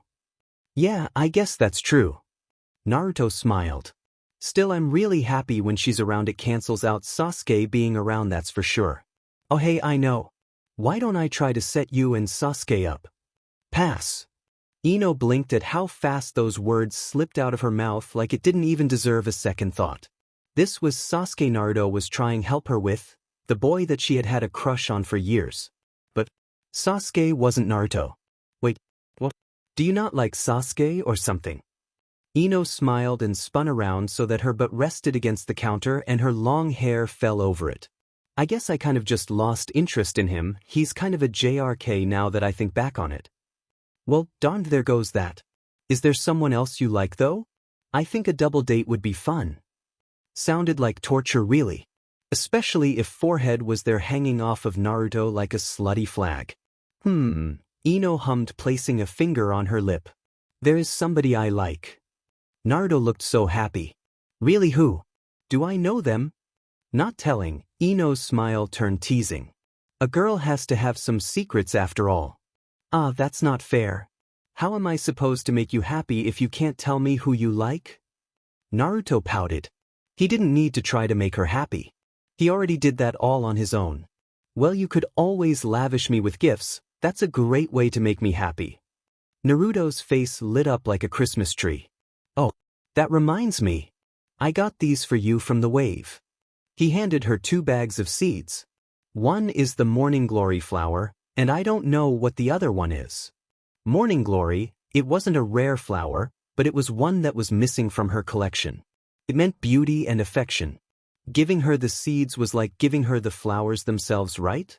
Was Naruto secretly harboring feelings for her even as he dated Sakura? I got you the morning glory because of how pretty it was, and it's purple, so I think it's a lot like you. Ino smiled and held the bags tight to her chest. Thank you, Naruto, they mean a lot. I don't know what the other one is though. It was kind of pink but really pretty too. I can't wait for you to see it bloom. Me too, Naruto, me too. More than he would ever know. There was a scream from outside. You little perv, watch where you're walking. That was Sakura. Ah, stay away from me, you monster. Boss, help. Naruto sighed. Well, see ya, Ino. I have to go save Konohamaru from my girlfriend. Yeah, see you later. It was barely a whisper as she watched him leave the store, running out into the busy streets of Konoha. Her heart still pounding. Once again Naruto had given her flowers. Flowers that she could nurture and grow herself. And wait, did he call her pretty? He did. He said that she was pretty like the morning glory. How could she have missed that? Ino screamed and stomped her feet, clutching the 2 seeds packs like her life depended on it. This was great. Fantastic. The boy that she liked thought that she was pretty. That meant that taking his eyes off forehead would be all easier. Watch yourself, Sakura. I'm not giving up without a fight. Yellow roses were the most disgusting and loathsome flower they kept in stock. They meant jealousy, infidelity, a broken heart, extreme betrayal. Sure, they also meant friendship, apology, and undying love. But those were minor things. Ino growled and ran a hand through her hair, or at least she tried to, as it was now barely long enough to make a ponytail. She just had to cut it to prove to Billboard Brow that she was a ninja too. She glared at the thorny flower as she slowly trimmed it from its bush. Just a few more and I get to go cheer Naruto on at the stadium. It had been over a month since she had seen the bonehead. He kept drifting in and out of her life at random. She missed seeing his dopey smile every day as they came in for work. If only she could go back in time and properly enjoy those days. And prevent herself from literally giving Naruto away on a silver platter, and to forehead of all people. What on earth had she even been thinking? Probably something about Sasuke. Not that she wouldn't say no to a date with the boy, but if Naruto asked to hang out the same time that Sasuke asked her out, Naruto would win hands down. Just like today, Naruto was going to meet Sasuke in the finals. And she was going to cheer for Naruto as loud as she could. She should sit next to Sakura to rub it in her face and to make it apparent to Naruto that while Sakura wasn't willing to cheer him on against Sasuke, she would. The bell rang, and Ino spun on her heel. Welcome to Yamanaka Flower Dash. She realized who it was. It was Sakura with her hair cut short like it made her a better ninja or something. Oh, it's you. Ino turned back her work as she plucked another thorn off the rose. What do you want? Sakura had the audacity to take a step forward like they were old friends or something. Well, it's just that the Chunin exams are going to start soon, and I was hoping you'd like to sit next to me. Ino discovered that she could glare and smile at the same time. Now why would I do that? So we could cheer Sasuke and Naruto on. Sakura held her ground against Ino's glare. It is that the shy little bud she had found and nurtured all those years ago had turned into such a rotten, thorny flower. Ino examined her flower for a moment before she placed it in a small vase. Give me a second. Moments later, Ino emerged from the flower shop and walked past Sakura, forcing the girl to play catch-up. So, Ino said without even looking towards Sakura. Just seeing her was enough to make her stomach turn. And bile creep up into her throat. Have you heard from either of them? She spared a glance towards Sakura.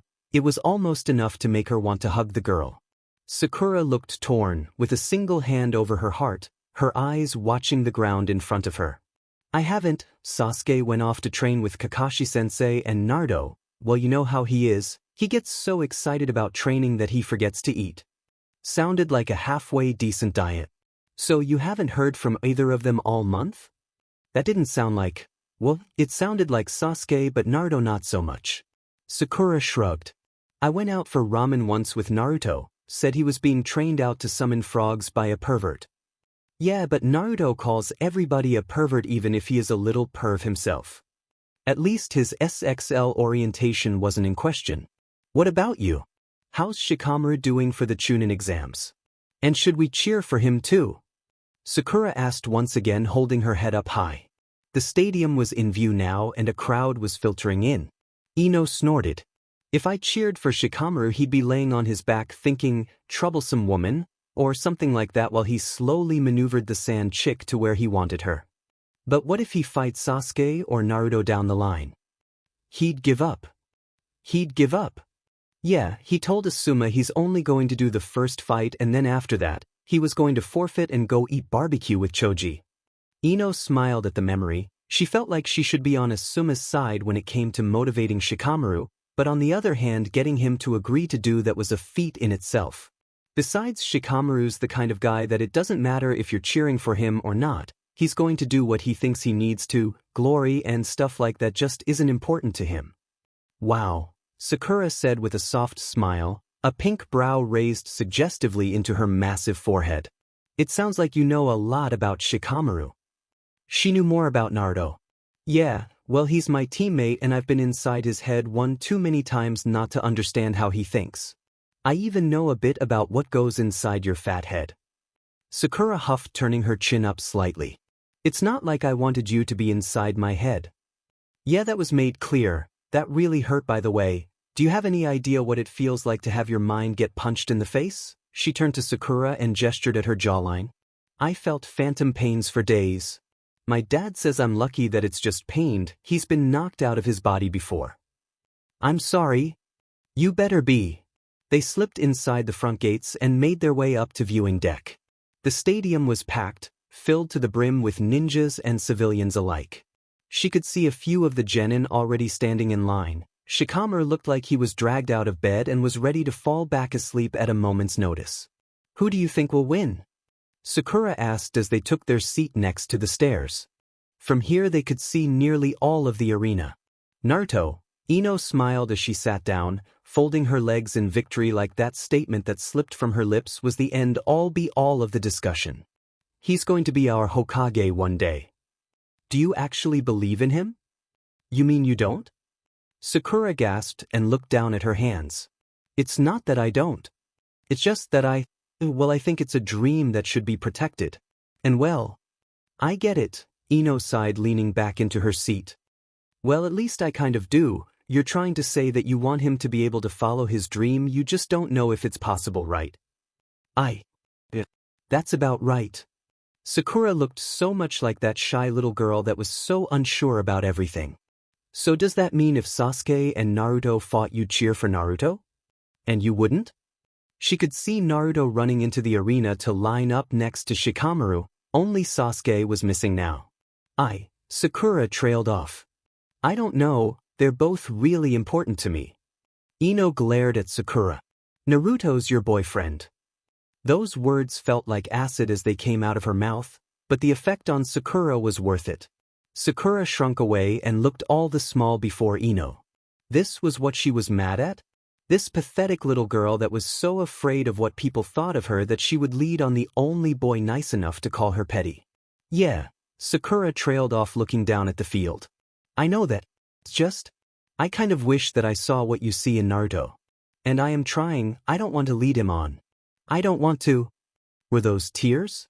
Sakura was crying about this. Great, now she felt bad for making her cry. The proctor announced that they would give Sasuke until his match before they disqualified him. That meant that Naruto would be fighting soon. It's not that hard, you just need to give him a bit of attention and watch what he'll bloom into. Ino smiled as Naruto took his spot on the field opposite of Hinata's stuck-up cousin or whatever he was. She couldn't hold back her excitement and stood up. Go Naruto. Show that moody prick what you can do. Sakura stood with her. Kick his butt, Naruto. Ino stared at Sakura and felt a smiling coming onto her face. Sakura mirrored her and began to smile as well. They plopped back down into their seats, oblivious to the stares of the crowd that troublemaker Naruto brat had two of the loudest cheerleaders in the village. You know, I really do miss you. Sakura smiled, her body relaxed as though cheering for Naruto had restored her own confidence. I want to be friends again. Her blood boiled at the thought of it. Of being friends with the person that was dating Naruto. That'd be like giving up. Submitting defeat and saying that Sakura won. The fight started, and Naruto charged in, producing several of his shadow clones. From fighting with Shikamaru, Ino knew when an opponent was doing something on purpose, when they were leading or baiting somebody into a trap. Naruto was to do trying the same to Neji. It looked to be working as one of the clones didn't disappear. It was the real one. Naruto had snuck in with his clones to distract Neji and create an opening. Then things went sour just as Naruto was about to land a solid hit. Neji spun, deflecting Naruto and eliminating his clones. The force was enough that Naruto got sent to the ground. Come on Naruto. Get up. You can do it. Ino cheered. It was easier to ignore Sakura when she was cheering for Naruto. Naruto made a lot of things easier. Don't give up. Naruto. Sakura joined in just as loudly. As though powered by their command, Naruto got up and charged at Neji, with more clones this time. Niji deflected them again and again, without so much as breaking a sweat. Then he attacked the real Naruto with a series of blows, knocking him down onto the ground. Naruto! Get up! You can beat him! I believe in you! Ino screamed at the top of her lungs. Her heart was pounding, her face felt flush, and her fists were clenched. Go Naruto! Sakura joined in. Show him what you can do. Again Naruto stood up. But something was different this time. He charged at Niji with no clones, faster than before, and zoomed around him almost faster than Niji could react. The fight kept shifting from one side to the next. Naruto was always on the attack, but Niji didn't need to attack to win. With a final assault, Naruto charged in with several clones and Niji deflected them all, but not before Naruto managed to get a single power-packed punch that sent them both to the ground. When the dust settled, Niji stood. And Naruto lay on the ground unmoving. The crowd was silent as Niji's words echoed up from the arena floor as nothing more than inaudible whispers. No, Ino whispered, clutching her heart. What would Naruto do now? Would he be upset that he didn't make Chunin? Would he lose motivation? This was Naruto. He had to do something. She had to do something. Naruto! Get up! The ground from beneath Niji cracked, and the Naruto that laid in the crater vanished like a clone. And Naruto gave Niji one hell of an uppercut that laid the boy flat on his butt. The crowd went wild. And nobody cheered louder than Ino as she jumped, screamed, and hugged Sakura. She was hugging Sakura. How could she let this happen? Hey Ino, you really like Naruto, huh? Sakura had a confident know-it-all smirk that she wanted to slap off her face. Ino pushed Sakura away and huffed. What do you think? Ino, please, I want to hear it from you. Fine, I like Naruto. I like him a lot, more than I like Sasuke. That felt really good to say. Even if it was to someone like Sakura. Sakura smiled brightly and took a step back. I can't say the same. She smiled down at Naruto, who was relishing the cheers of the crowd as he was ushered out of the arena.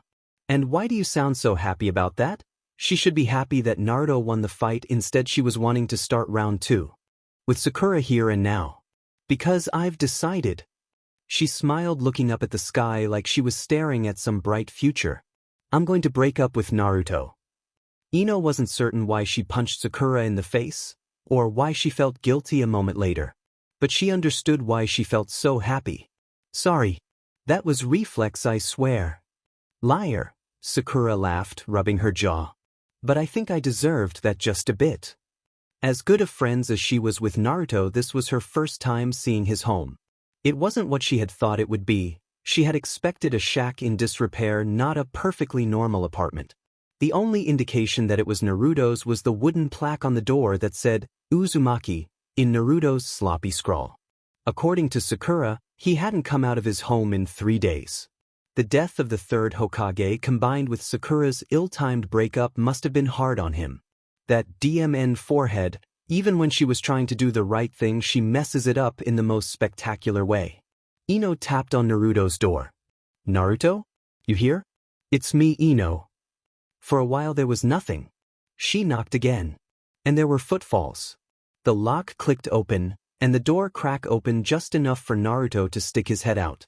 He looked like sheet. Like all of his energy and happiness had been inside and locked away tight. Now it was her job to bring that spark of life that once defined Naruto back. Hi, Ino. All of her magazines that went over how to help a friend that went through a breakup did not prepare her for this. Can I come in? He pulled away and looked back into his apartment. It's a mess. This surprises me. How? Naruto shrugged and backed away from the door, allowing it to swing open. Come on in. The inside of Naruto's apartment wasn't a trash dump like she had expected it to be. Sure, there was what looked like a single-player game of garbage Jenga in the kitchen, but most of the mess was limited to a layer of dust that coated just about everything and a few abandoned articles of clothing. It smelled like mildew and ramen. But the thing that caught Ino's eye was Naruto's modest collection of flowers. Sitting in the window next to the sink was the dwarf sunflower her mother gave him, now fully grown.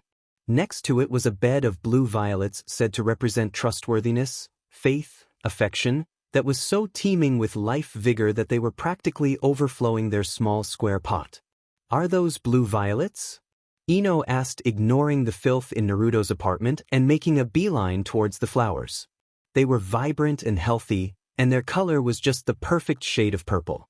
"You did a great job raising them, Naruto. They're beautiful." "Thanks." He smiled for a second and shuffled over to her, nearly tripping on a long-forgotten shirt. The smile died as he reached out and plucked one of the flowers, twirling it in his fingers for a moment. He sighed and placed it behind her ear. Ino's brain stopped, so her heart took over and began to beat faster and faster. Was this Naruto rebounding? Why was he giving her another flower? Did he know what they meant? He read some books on that, didn't he?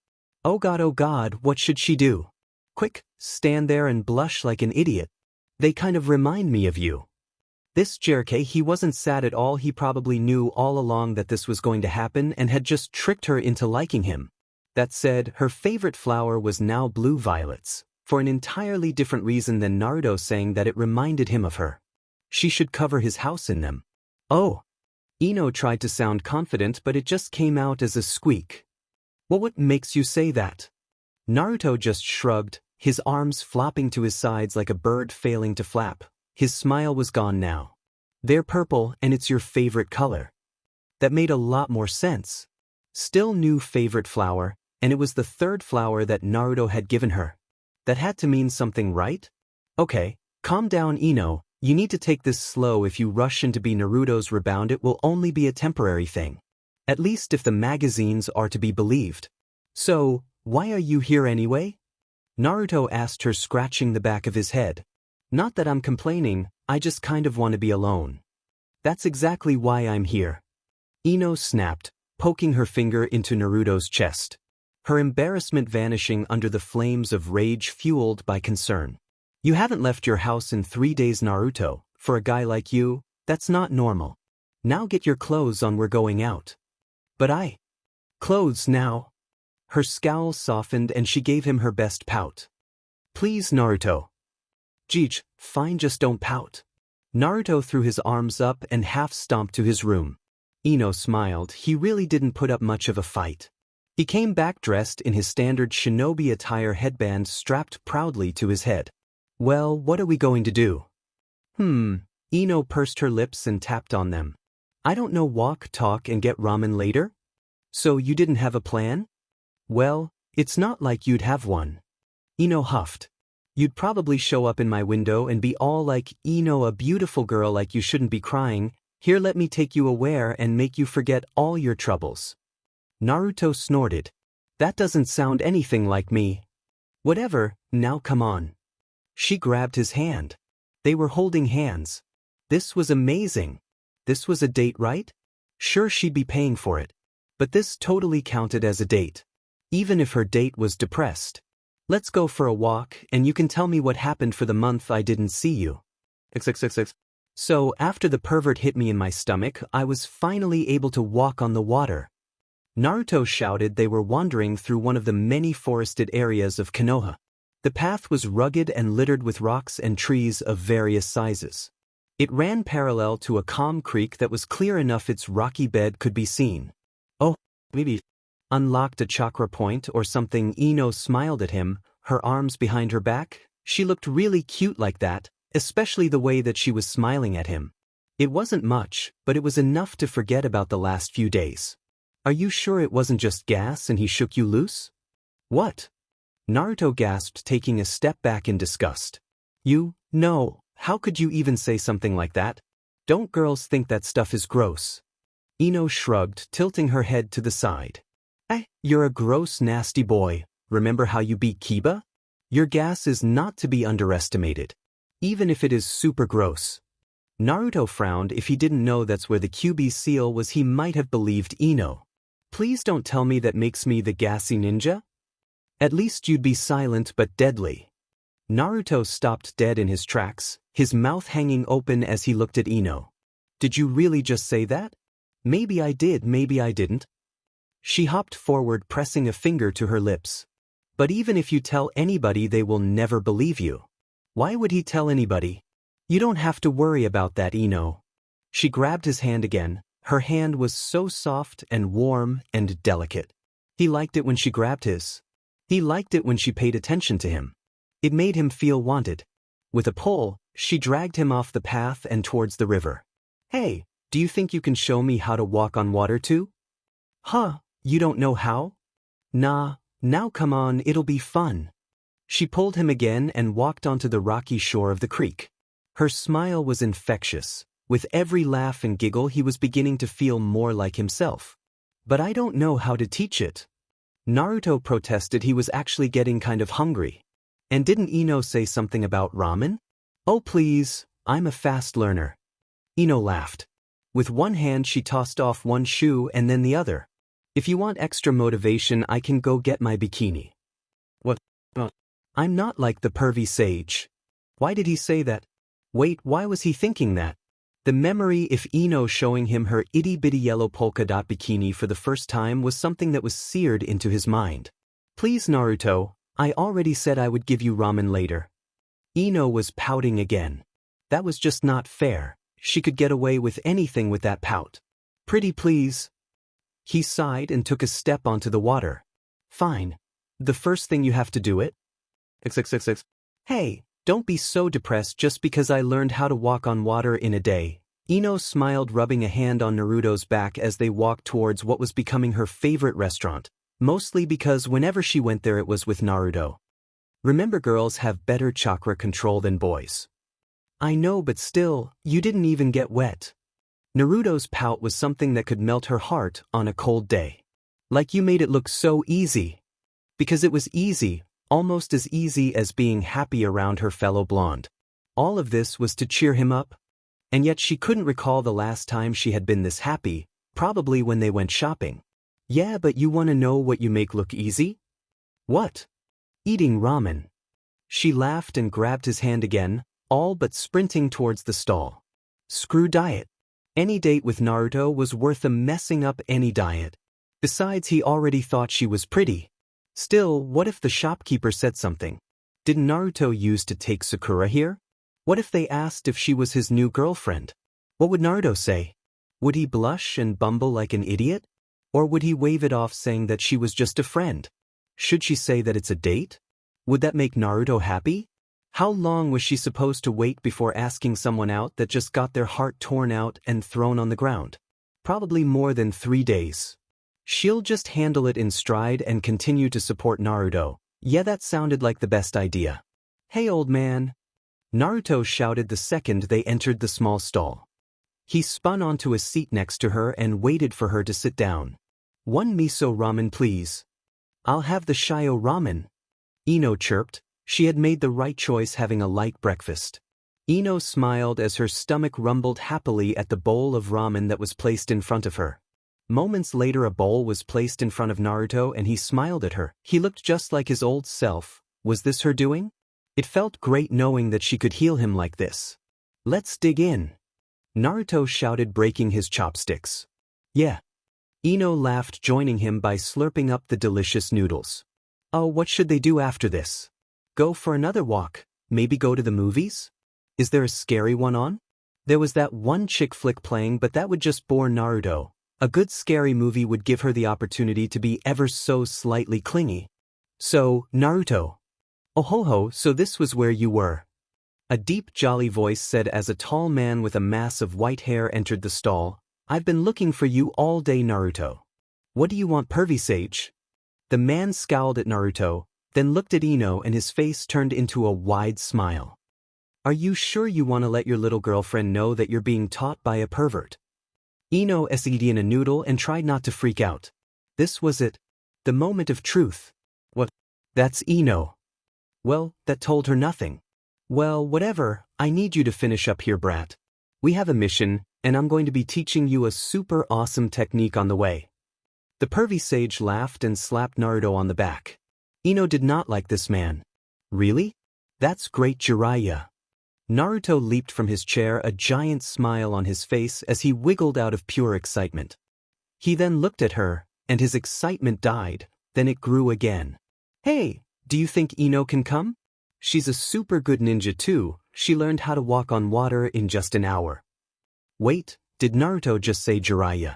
Jiraiya as in one of the 3 legendary ninja? Teammate of the legendary Tsunade? And here Naruto was calling him a pervert. Nope, Jiraiya said with a pop. This is just a mission for you and me. Ah, but why not? Forget it, if Ino can't go then I won't. Ino smiled and rolled her eyes. Getting out of Konoha was probably exactly what he needed. If her magazines were to be trusted. Naruto, it's fine, I have to help with the shop tomorrow anyway. Look brat, my hands are tied, I only have permission to take you. Jiraiya sighed. Now come on, we need to get going. Naruto looked at her and frowned. I'm sorry Ino, I really did want to hang out more. Don't worry Naruto. She had no idea how she ended up hugging him. We can do this again when you come back. She wanted to say date. She really wanted to say date. I'll be sure to hurry back then. The path to the hospital was one that Ino knew like the back of her hand. Deliveries to patients there were nearly a weekly occurrence. Most of the time the flowers were for good health, to bring a bit of life into a place where people waited to die. She ran down the hallway, her heart pumping faster and faster with each step, as she ignored the shouts of the nurses not to run. Her team went on a mission without her. They were a team. As strong as they were separately, they were stronger together. And they got hurt because she wasn't there. If she was there she could have done something. And then there was Naruto. He was here too. She needed to see him too. After she made sure Shikamaru and Choji were okay. Then she'd see him. Then she'd stay with him. They all needed to be okay. If they weren't okay then she'd. Ino, Shikamaru rasped from his sitting position on the bench. Calm down, you're getting worked up. I'm not getting worked up over nothing. Ino spat back, turning to see the Chunin on her team, a vest that was well earned. He had a few minor cuts and bruises, but his fingers were in a splint. I never said it was nothing. Shikamaru sighed, a deep frown set in. I'm just saying that getting worked up over this won't help anything. Somehow they're all alive, all we can do is learn from our mistakes. Like not taking me? Ino snapped, glaring at Shikamaru. Her teammate sighed and ran a hand through his hair. You weren't home, I didn't have a lot of time to look for you, and besides that, you're not the combat type, nor is your jutsu useful for a pursuit mission. If it was ambush I would have loved to have you along. But in this mission, you would have been a liability? A burden? She wanted to punch him hard. Yes. Shikamaru's bluntness knew no bounds. Believe me, if it was any other kind of mission, I would have tried harder to find you. But your abilities are not well suited in a pursuit-type mission, especially given the targets we were facing. Their curse marks would have made your jutsu useless. The truth stung like 1,000 wasps. Besides, I don't think Naruto would be able to concentrate if he knew you were in harm's way. His frown turned into that malicious half-smirk that he was too lazy to finish. But hey, I and Choji are fine, so your duty as our teammate is fulfilled. Go check on Naruto, he needs to be cheered up. Did he know? Of course, he knew he was Shikamaru. But why didn't say anything? He was supposed to be smart, not empathetic. Hell, he probably thought thinking about girls was troublesome or something. You knew. You're painfully obvious when you like someone. Even Choji knew that you liked Naruto. She really wanted to punch that DMN smile off of his face. Ino frowned, feeling a blush form on her face. Great, just great. Who else knows? Kiba figured it out a while ago. Overheard your talk with Sakura. Shino too probably. Actually, I think most of the village knows. Great, her life was over now. And nobody told me? Do you tell the person you're gossiping about the gossip? When they're my friend, yes. Actually, she would tell everybody else first and mean to tell them later. Probably she'd get around to it. Okay, fine, I wouldn't. Exactly, no, go bother Naruto. Shikamaru's eyes flickered down the hallway to where the blonde wind user from Suna stood, glancing his way. I'll let Choji know you stopped by once he's out of there. So that's how it was. With a huff, Ino stomped off. Shikamaru didn't deserve to see her smile. Troublesome idiot. Still, she wished him luck. Naruto's room was easy to find. All she had to do was follow the whines about being forced to stay in the hospital. The setting sun casts an orange light through his window, bathing the area in one final warm afterglow before the cold night set in. Why can't we stay in the village though? She heard Naruto whine. Was he talking to someone? Someone wanted to take Naruto away from the village, again? The last time that happened he came home with the Hokage. Damn it, brat, you know why. That was Jiraiya's voice. Another training trip combined with a mission? Yeah, I know.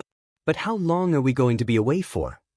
Naruto sounded so defeated, even the eagerness. We still need to bring Sasuke back.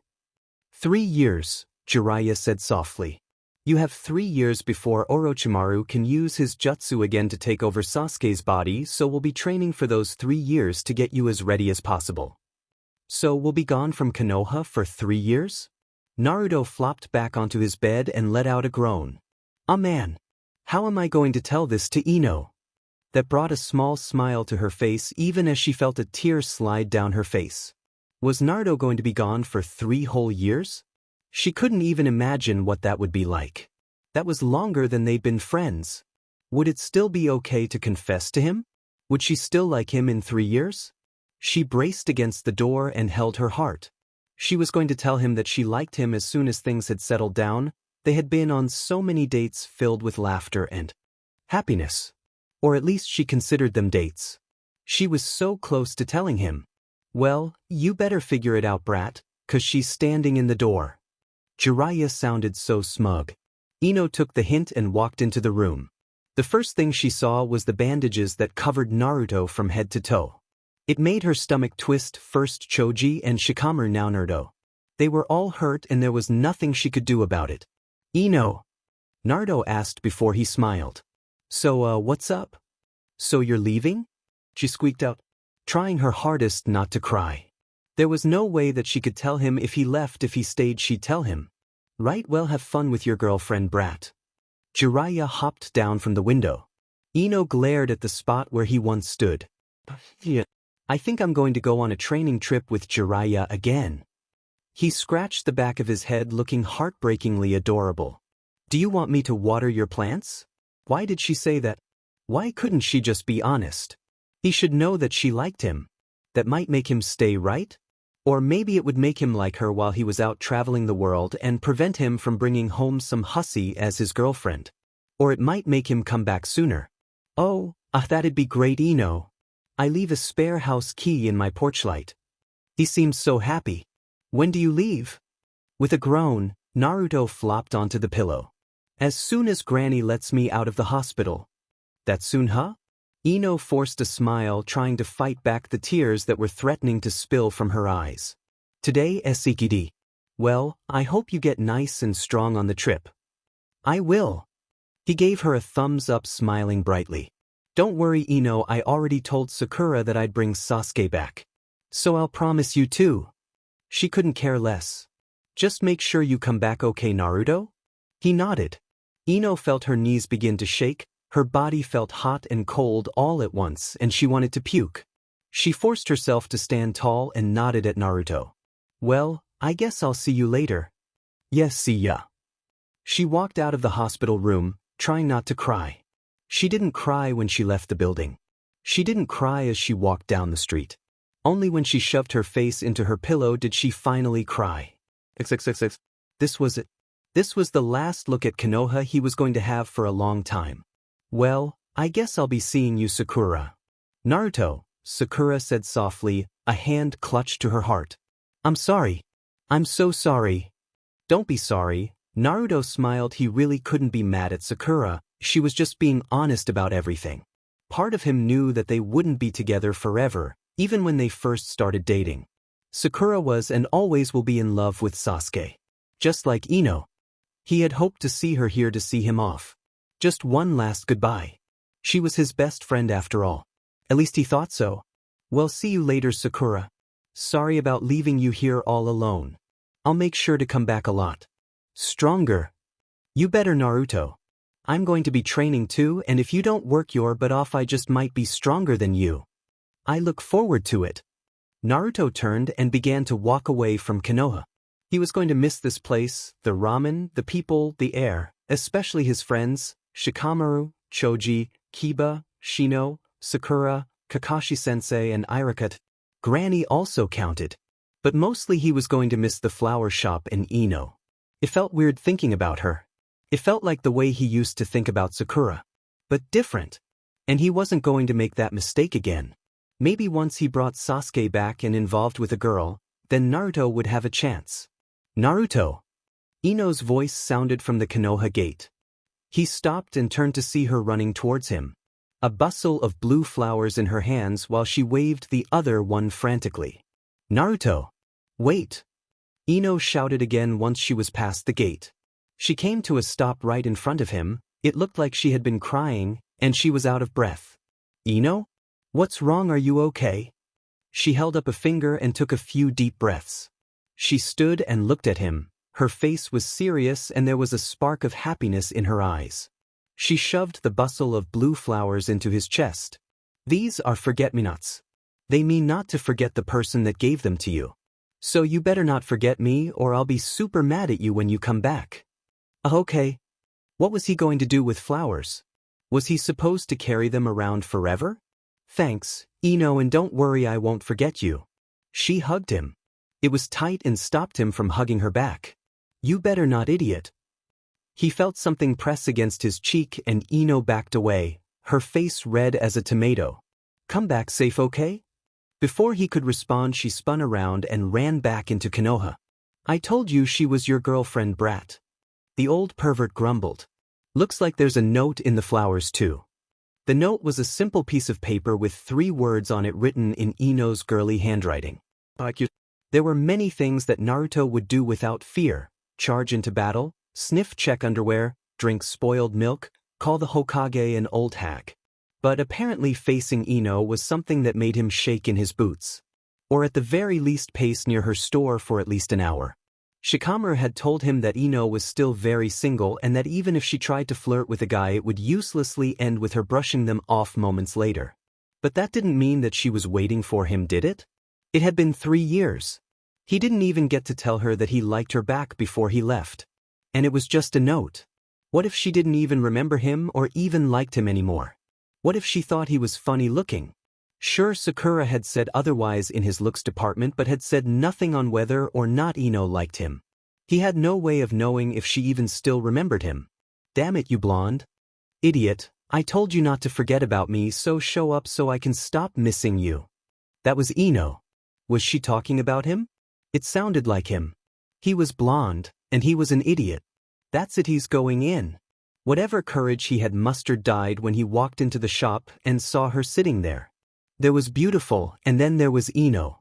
Her platinum blonde hair was longer than it was before, and was tied in a long ponytail while her bangs were pushed to one side covering her right eye. She was without a doubt the most beautiful woman he had ever seen. There was no one else that could possibly compare to her. She said something with a smile bright enough to rival the stars. When she opened her eyes to look at him, it took his breath away. Her blue eyes were something to behold. Ino drummed her fingers on the countertop, eyes locked onto the entrance of the shop. She had heard from a very reliable source, or he was a very dead source, that Naruto was back. Running around doing missions to bring Sasuke back, but he was still very, very much back. And he should be coming to see her whenever he had a moment to spare. Or at least he better if he knew what was good for him. What if he was afraid to face her because she stupidly confessed to him by putting a note in a bunch of flowers 3 years ago? She was 13. She was stupid and all she thought about was love, cute boys, and shopping. Not all that different now actually, but her tastes had matured. Probably. Despite her best efforts, she had been unable to find a guy that was even remotely dateable in Konoha. It was like they were all like Shikamaru on a good day. Or like Rock Lee on a bad day. Or like Niji with a stuck so far up there but she could see it when they talked. Or in Kiba's case, who was admittedly kind of cute, had their hearts set on another girl. Ino groaned, pushing her head against the countertop. Damn it, you blonde idiot, I told you not to forget about me, so show up so I can stop missing you. Knowing that he was gone for 3 years was annoying but livable. She could carry on her day-to-day life, vaguely missing him. But now that he was basically back and that she couldn't see him was 1,000 million times worse. It was so frustrating. She was just about to scream for what was so not the 14th time that day. when the bell above the door jingled and customer service mode activated. "Hello, welcome to Yamanaka." Botham. Her heart jumped out of her throat and slapped her in the face. It was Naruto. He was tall, bright, and adorable. Whatever doubt that she had about her feelings about were now invalidated. Blood rushed to her cheeks and a warm glow flew over her body that made it hard to sit still. He stood there in the middle of the store dressed in a plain orange t-shirt and black pants, his mouth slightly as though his brain stopped working at the sight of her. That was a very good sign. If only she wasn't suffering from the same condition. His face was red, and neither one of them had broken eye contact for what seemed like ages. "Pina. Calm down, girl. Handle this smooth and try not to completely freak out." She smiled, leaned on the counter and set the charms to 11. Well, if it isn't Naruto, I was wondering when you'd show up." That snapped him out of it. He swallowed and shook his head, those wonderful blonde locks of his swaying at the motion. "Oh, hey there, Ino. I guess I'm a little late for on my shift." It was so cute how he tried to act casual by scratching the back of his head like an idiot. Well, he was an idiot, but soon enough he was going to be her idiot. "You know, I'm fairly certain we fire people that miss more than 3 days in a row without telling us." "Oh. But I think I can rehire you if you wanted." She folded her hands and rested her chin on it. "You can even wear the same apron as before." "Really? That's great." He almost shouted, taking a quick step forward. "But that's not why I'm here exactly." "Oh, and why are you here?" She purred. Here was the part where he would say, "you," and then he would woo her with being a sweetheart and taking her on a wonderful date that would probably just be Ichiraka ramen, a bit of walking, a lot of talking with a side of laughing. If he played his cards right, she might even be willing to do some kissing. "I'm a customer," Naruto blurted out, standing at full attention like a grunt in front of a drill sergeant. "A customer? Are you here to buy some seeds or something? Or replant your garden?" Her hand fell to the countertop and she drummed her finger along the countertop. No biggie, she just asked him to hang out later and ambush him with her overabundance of womanly charm that was bound to leave him so amazed he'd fall in with her. He swallowed and walked towards the flowers. "No, I'm actually here for the flowers." "Did someone die?" "What?" "No, they're for a girl. If it was Sakura, she was going to kill her." "Oh, do I know her?" "Better than anybody. She'd be buying flowers for Sakura too. For her grave." She had made it perfectly clear that Naruto was going to be hers when he got back to Konoha. And Sakura could have Sasuke whenever he came back. "Really now? And what kind of flowers are you going to get her?" "A bunch of gardenia." He sounded so freaking happy about that. He grabbed a handful of the flowers and quickly tied them with a yellow ribbon. "I read that they represent a secret love, and then you should only give them to someone who you truly care about." "I know what gardenia are," she huffed as he walked up to the counter. There was a quick exchange of cash for the flowers that brought a bit of bile to Ino's throat. "I hope she likes your flowers." Me too." He stood in front of her holding out the flowers so that they were practically rubbing in her face. "Aren't you going to go give them to her?" "I am." Ino blinked. She looked at the flowers, then at Naruto, who was smiling so bright that it hurt to look at for extended periods of time. His face was red, and he was looking right at her. "Oh." She was an idiot. "The flowers are for me?" He nodded as fast as he could. "You're giving me Yamanaka flowers? Specifically the gardenia, a flower that represents a secret love and that you should only give to someone you truly care about." He nodded again. "Are you going to take them or not?" Her body felt like it was on fire as she reached out and took the flowers from Naruto. He had given her flowers again. Flowers that meant love and happiness, on purpose this time. "Thank you, Naruto." "Yeah," he scratched the back of his head nervously. "The truth is I've had a crush on you since before I left, but I thought you just liked Sasuke." "You did?" Ino gasped, holding the flowers up to her face. She had smelled them a million times, but now, they smelled so different, they looked so different and felt so different. All because Naruto gave them to her. "Yep, I was actually going to confess to you, but then I ended up leaving the village, and I thought you liked Sasuke at the time." He reached into his pocket and pulled out the note she had snuck into the forget-me. With this, there was no way I could forget about you, let alone get you out of my head. I was going to confess to you.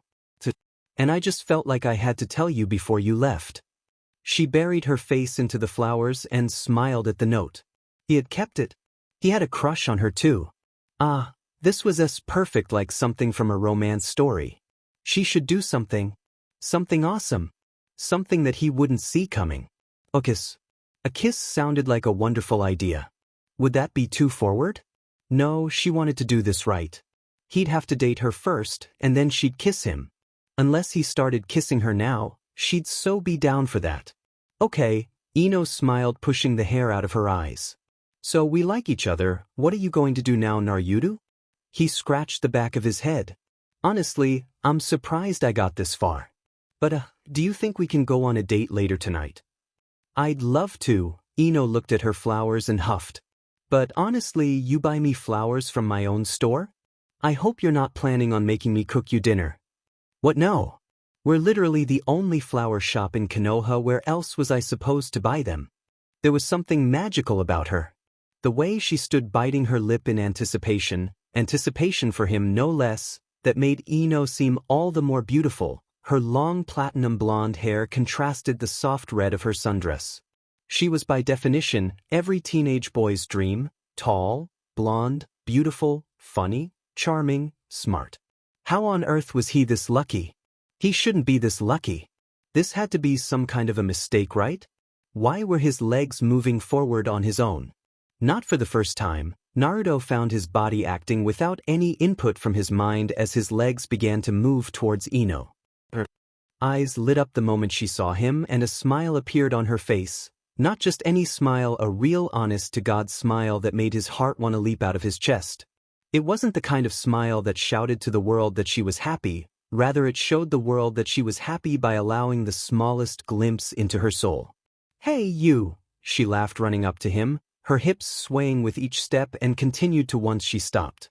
It was nice to know that she was as excited or nervous or both about this date as he was. What took you so long? I'm sorry, Naruto scratched the back of his head, feeling incredibly underdressed for this.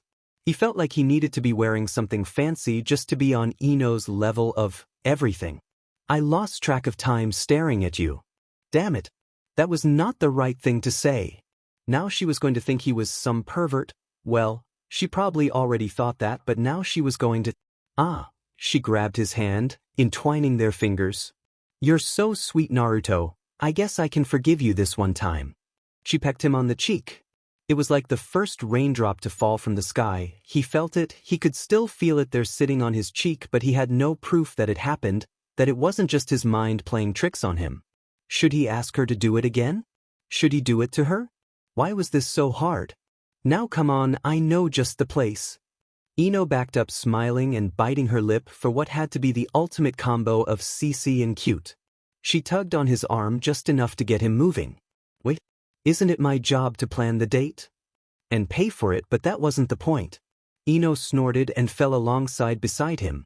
Please, I've been looking forward to this for like 3 years now. Besides, you were probably just going to take me to Ichiraku's, weren't you? I was going to ask if you wanted to see a movie afterward, Naruto mumbled. Ino's hand was so soft and warm, but not the kind of warm that made his palm sweat. It was the kind of warm that was just fun to touch. And she smelled good too, like vanilla? There was that smile of hers again. Oh, that's a good idea. Dinner and a movie, classic first date stuff. So, where are we going anyways? It's a secret. She stuck her tongue out of him, highlighting the way her hair hid one of her blue eyes. Trust me, it's going to be sweet. You're taking me to a pastry shop, aren't you? Naruto laughed, pulling Ino's arm so that their shoulders were touching now. Being close to her was intoxicating. Her face turned a shade of red and she huffed. Maybe, but it's a new place that opened up a few months ago, and I wanted my first time to be with you. They froze. Both of them. The redness of Ino's face quickly spread around her entire body as the realization of what she said made itself known.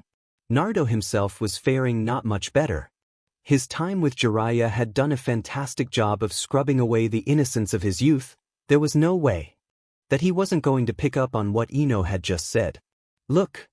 Ino yanked his arm downward. She looked like a blonde tomato with steam coming out of her ears. That's not what I meant. I don't want you to be my first time. She blushed again. Wait, no. I mean, I do. But wait. Just forget that I said anything. If you promise you won't bring this up again, I won't go into your mind and make you forget, okay? She was breathing heavily now, tears were welling in her eyes, and she looked ready to die of embarrassment at any moment. I'm just glad it wasn't me that said something stupid this time. He laughed, earning a well-deserved smack to the chest from Ino. You JRK. She puffed, her face scrunched up like she just ate a sour lemon, but she was smiling. You need to say something stupider to make up for it. What, why? Because if we're going to do the dumb blonde power couple, then I need to be the smart one. What? No fair. You get to be the smart one, the pretty one, the CC one, and the funny one? What does that leave me with? The sweet, lovable dumb one. Now please say something stupid. I think I'm going to literally die of embarrassment. Ino placed a hand to her head with a dramatic flair. It's not that easy. Naruto protested. I can't just think of something dumb to say, it just kind of pops out. Ino glared at him, lip trembling with a slight pout. Please, I don't want to have to go inside your head on the first date. Ugh, I don't think there'd be room for you in my mind. I mean, you don't really cross my mind, you kind of already live there. Naruto bit his lip. That sounded stupid, so it had to work, right? Ino turned redder than any rose he had ever seen. Her mouth hung open and her eyes were wide. She hit him in the arm. You JRK. That wasn't stupid. That was beautiful. Like really, Naruto? That's the best stupid thing you can come up with? Honestly, if we weren't about to eat chocolate, I'd be seriously upset. So are you mad or happy? I don't know, both probably. Girls were amazing creatures, but really weird. XXXX. Naruto had the natural ability to charm her pants off. Not literally, of course. But he was just so smooth. If she didn't know any better, she could have sworn that somebody was feeding him lines. But honestly, she didn't know anybody that was suave enough to come up with Naruto's lines. Or anybody that could say them without bursting out in laughter and blowing their cover. Fortunately, she was currently stuffing her mouth with chocolate before she could say something else stupid. Also, why the hell did she have to kiss him on the cheek earlier? She should have just kissed him, right? Was that too fast? Who the hell does cheek kisses anymore?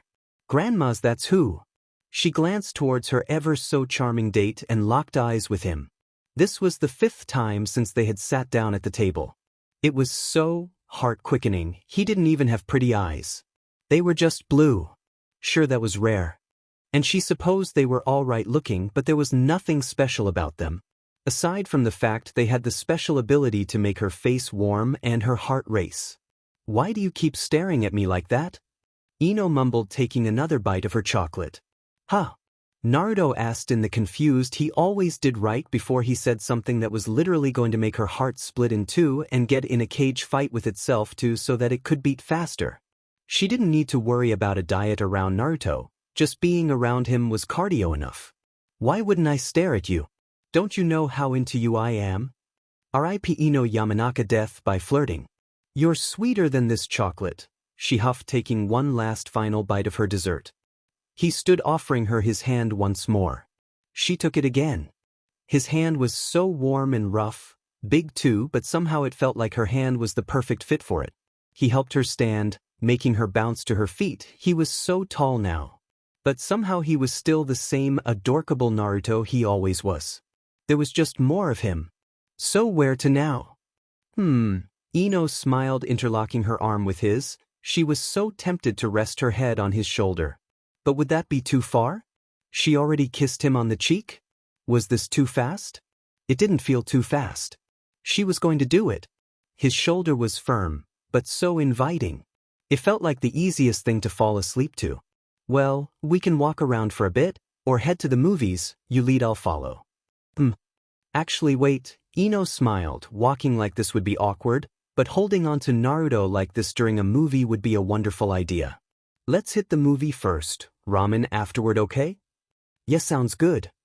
She really liked the way he smiled at her. With each passing moment, It felt like Naruto was growing more attractive as he began to relax around her. It felt good seeing him so happy all because of her. He was so tall now, a lot taller than she ever would have thought a shrimp like him would have become. Maybe he wasn't done growing either? What did he look like shirtless? So, did you think about me a lot while on your training trip?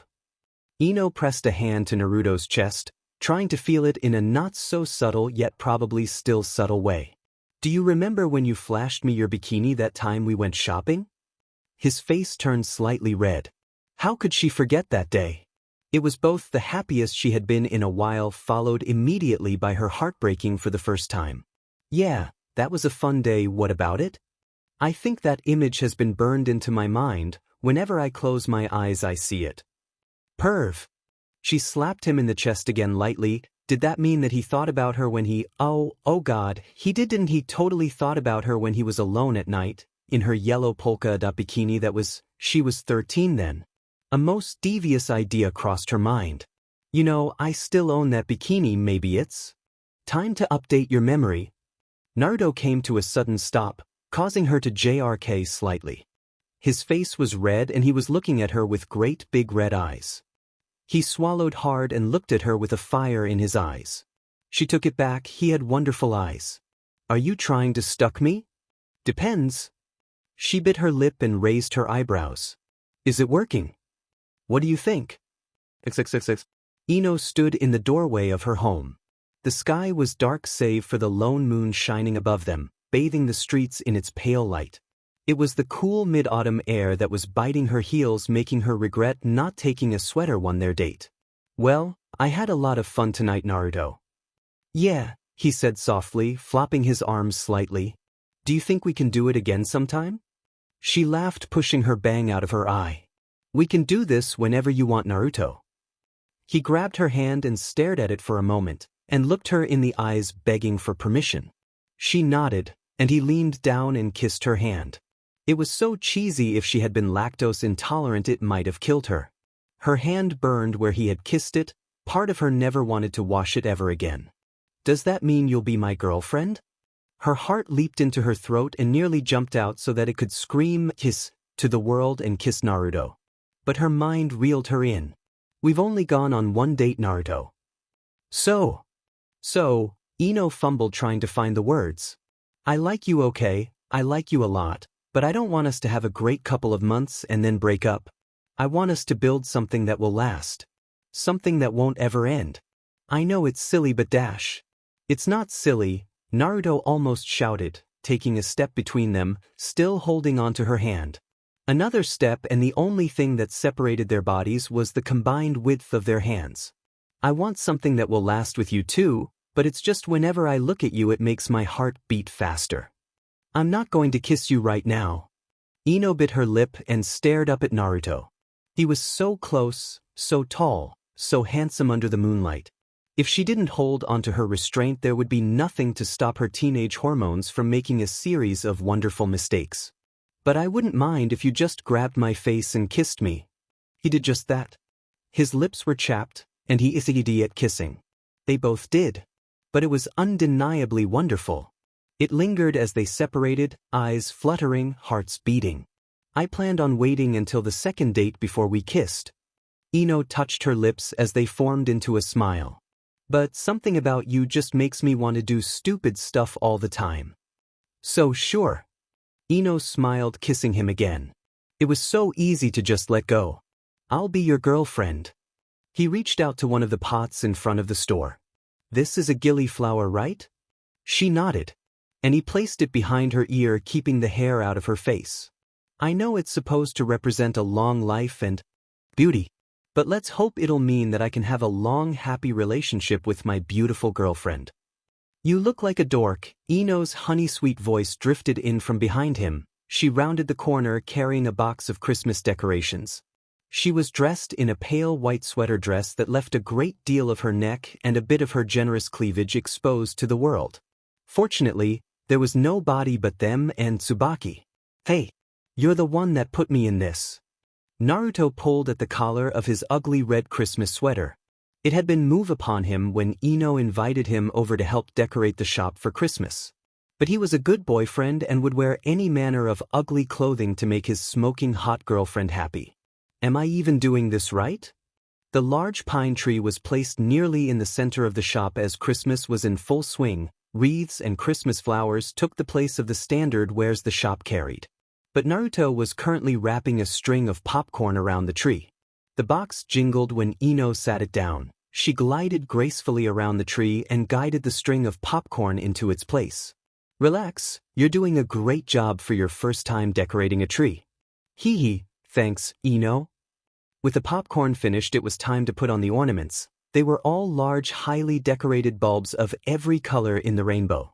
Tactful, but tasteful at the same time.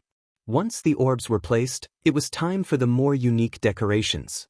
Daddy got this for me when I was 12, Ino said softly, drawing his attention to the hand-sized glass snowflake Ino was dangling in the air.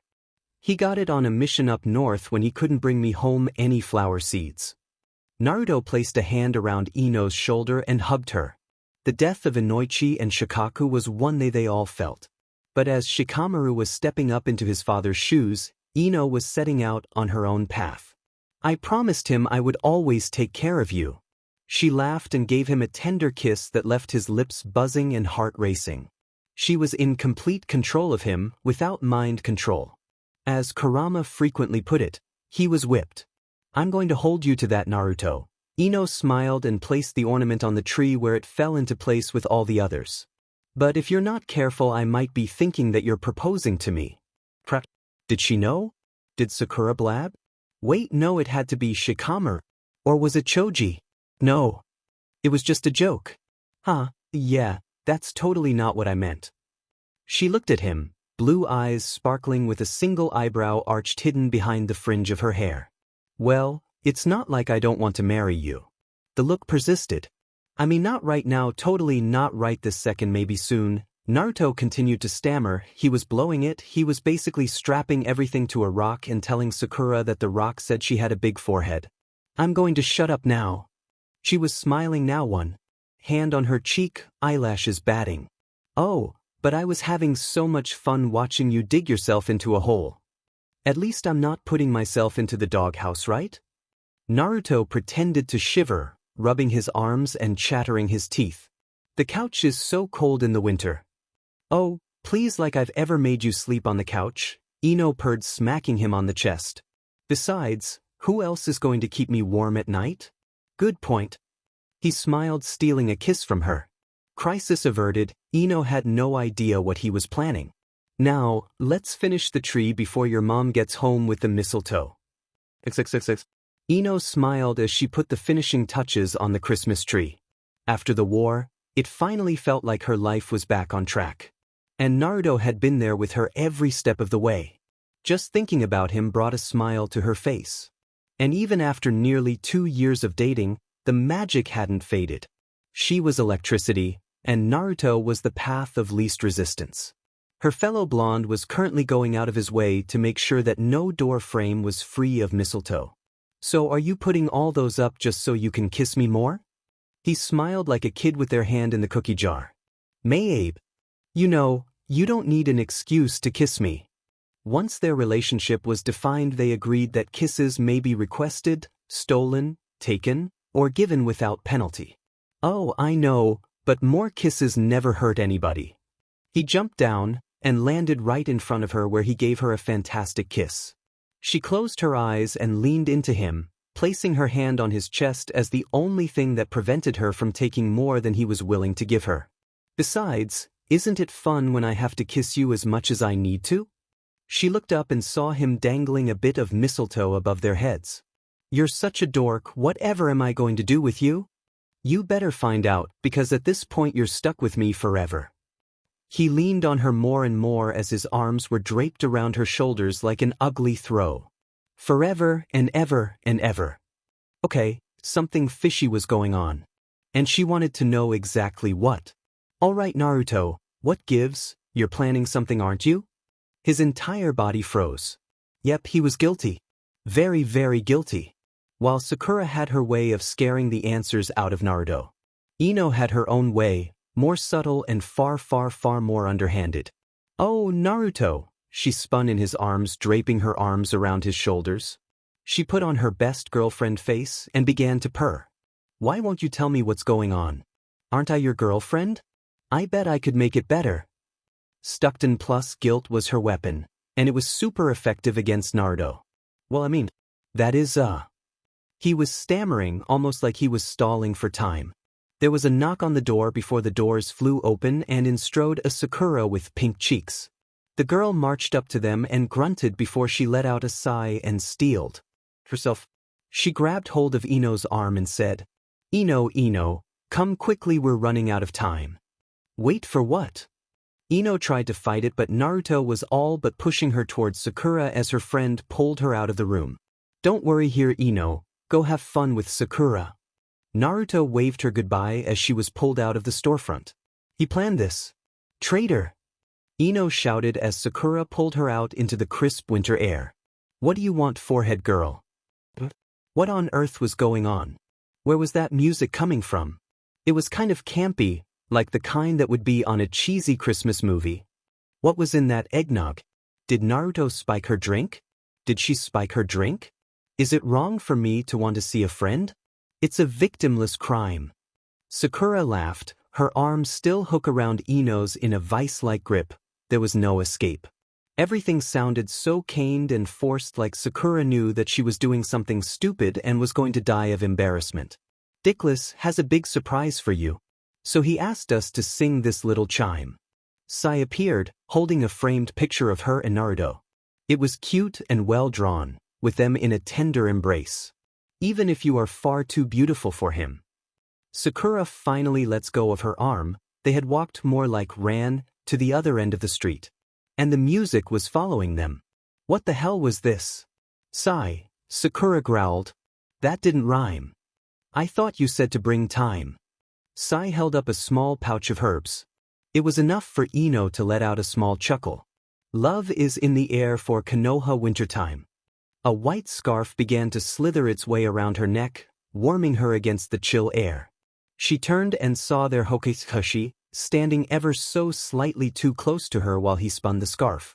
It looked like he was smiling under his mask. I better get over time for this. What's going on? Ino stomped her foot and glared at Sakura. Sai was having too much fun with this. And Kakashi would just tell her exactly nothing, which left Sakura as her only source of information. She was blindsided by Kiba grabbing her arm and spinning her. Every day of every hour he thinks about you while inside the Hokage Tower. He was going full ham. Clearly he was having far too much fun with this. One could say you make his heart go 1,001 kilometers per hour. Hinata spoke softly, enjoying this just as much as Kiba, if not more so. She placed a large white flower behind Ino's ear and gave a small bow. It was nice to watch your love flower. We'd be doing you a disfavor if we tried to keep up this behavior. Shino appeared on Kiba's right, sounding twice as forced as Sakura had. How long had he been standing there? And how on earth did Naruto convince Shino to say that? What are we waiting for? It's happy hour. Kiba hooked his arm around Shino's shoulder and Hinata's waist. The music was still playing. This wasn't over and she still didn't have any answers. What the hell has gotten into you people? Shikamaru and Choji picked her up by the arms so that her feet were dangling helplessly in the air. He's going to ask for your hand, Shikamaru droned, sounding as bored and unenergetic as ever. Wait for what? Ino asked, kicking her legs. Put me down. Come on, Shikamaru, can't you give a dim? Choji asked, looking over at their other teammate. They were ignoring her as they sped through the streets of Konoha and into one of the many parks. I'd rather not go ham. Where the hell is that music coming from? What hand? Someone tell me what's going on. Ino shouted. Where is Naruto? Naruto, come save me. Well, this isn't going as planned. Choji came to a stop in the middle of the woods. It was a gazebo of sorts, freshly painted white. Flowers' beds were sleeping for the winter, and she knew exactly what this place was. It was the first place that the Yamanaka flower shop helped restore after the war. Just her mother, and Naruto. But we're here to stand witness. For an underhanded proposal. Shikamaru sighed and held out his hand towards the gazebo as Naruto appeared. He was still wearing the ugly red Christmas sweater she forced on him. His face was red and his smile was nervous. A small black box rested in his hand and the world around her went deaf as she could only hear her heartbeat. So this was what was going on. This horribly cheesy proposal. Wait, what was she going to say? Yes, but how was she going to say yes? Was she going to play it cool and tell him to slide the ring onto her finger, or was she going to scream like a little girl and jump saying yes, yes, yes 1,000 times yes? The world turns silent as Naruto goes down on one knee. She could hear his breath, hear him, every muscle twitch. Ino, it's time for me to show you how our love has flowered. Might I have your hand in marriage? She tried to say something, but all that came out was a few gasps. And tears. She was so happy she was crying. All around her, friends and family began to step out from behind the trees. Words failed her and all she could do was hold her hand out and nod while making happy sounds. The ring was a perfect fit. And the crowd around them cheered. Naruto went to take his well-earned kiss from her and she felt herself melting into him. If you ever do something that embarrassing to me again, I'll end you. She whispered into his ear. I love you too, he laughed. And Merry Christmas, Ino. So when's the wedding? Sakura asked, that stupid knowing smile on her face, diamond ring shining as she tapped her fingers along the clipboard marking her as a married woman. It wasn't the first time Sakura had asked her that question. It wasn't even the first time today Sakura had asked that question. As though Sakura loved to lord over the fact that she was married, despite the fact that Ino had been engaged for longer than Sakura had even been in a relationship. When I decided to plan it, again, Ino growled. The first wedding was going to be a grand ordeal with every single nation under the sun being present in some fashion. It was the ultimate wedding. But they had to cancel that one because of why was that one cancelled again? Oh right, giant meteor coming towards Earth and her husband being stuck on the moon. The next 3 were cancelled due to a plague, an invasion, and a really weird day where everybody but her was a different gender for a day. She might have dreamed that one up. Still, her husband was a CC girl. The 3 after that had just kind of fallen apart as she was planning them. So much time and energy had gone into the first ones that the rest just felt blah. Don't get me wrong, it's not like I don't want to marry Naruto, I just kind of don't feel like I need to right this minute. Besides, they lived together, they both wore a ring, they were practically married. I don't need a piece of paper telling me that I want to spend the rest of my life with him. Well. Sakura smiled sheepishly, she held the clipboard up and turned it around for Ino to see. Her finger lightly tapping where it said some kind of a test was positive. You might want to get on that considering your PRGNT. Ino blinked. She heard Sakura loud and clear. She heard her very, very clearly. She was PRGNT. But when? They had always used protection going so far as to double up on condoms and pills. How? She didn't want to be a whale. Sakura shrugged and sat the clipboard to the side, revealing her own growing belly. Well, on a scale of 1 to 10, how would you rate your SEC life? 11. Okay, she might be exaggerating, they weren't teenagers anymore, they only went through 1 box of condoms a month now down from 2 when they were teenagers. Point being you 2F more than anybody I know, actually you 2 have more SEC than everybody else I know put together. It was bound to happen eventually. Sakura tapped her fingers on the countertop while her free hand drifted towards her belly. So, you might want to get on that whole marriage thing. Ino stood. Her long hair following her like a river. I need to get a paper saying I want to spend the rest of my life with Naruto on it. So what's the plan? Sakura asked with a smile on her face. I hear that fall is a lovely time for a wedding. It wasn't. It really wasn't. No planning, I'm getting married today. Ino quickly put her shoes on and ran out the door. Her heart was pounding in her ears and her palms were sweaty. How on earth was she going to tell Naruto? How was she going to tell everybody else? Wait, tell Naruto first. What if people found out that the Hokage was having a baby out of wedlock? Sure, the entire world knew that she had been with Naruto forever, and even a few places though they were married. Namely Suna, Gar had said he got tired of the invites and said that in Suna they're married. Ino? What are doing? Sakura asked, walking after her, still not quite at the waddling. stage yet. I'm going to go marry my husband. There has to be someone around that can say officiate a quickie. This had gone on long enough. She needed to marry Naruto 2 years ago. You know he's in a meeting with the other Kages, right? Sakura grunted to keep up with her. Those extra 2 inches of legs Ino had on her made it difficult to keep up, especially when she was in full bat out of hell strut mode. Good, one of them can do it. Shouldn't we at least get you a dress? I'm wearing a white bra and panties. It was Friday, and Naruto was in town. Of course, she was going to match. That doesn't count. My bikini is also white. Think we should do a bikini wedding? You know, before I turn into a whale? Ino, you know what, fine. You're just lucky you're hot enough to say shit like that, and it actually seems like a good idea. I'm so glad we've come to an understanding. XXXX. As great as it was to see his friend again, these Kage meetings were, in a word, boring. Oftentimes they'd talk about Chunin exams or go over threats. Those were fun, but currently the subject was improving infrastructure between the villages. Gaara was proposing a train to go directly from Suna to Konoha, which was neat, just not the cost-benefit analysis report. Seriously, did he need to be here for this?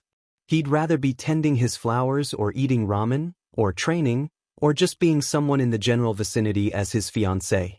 They really should get married soon. Should he propose again? Was that weird?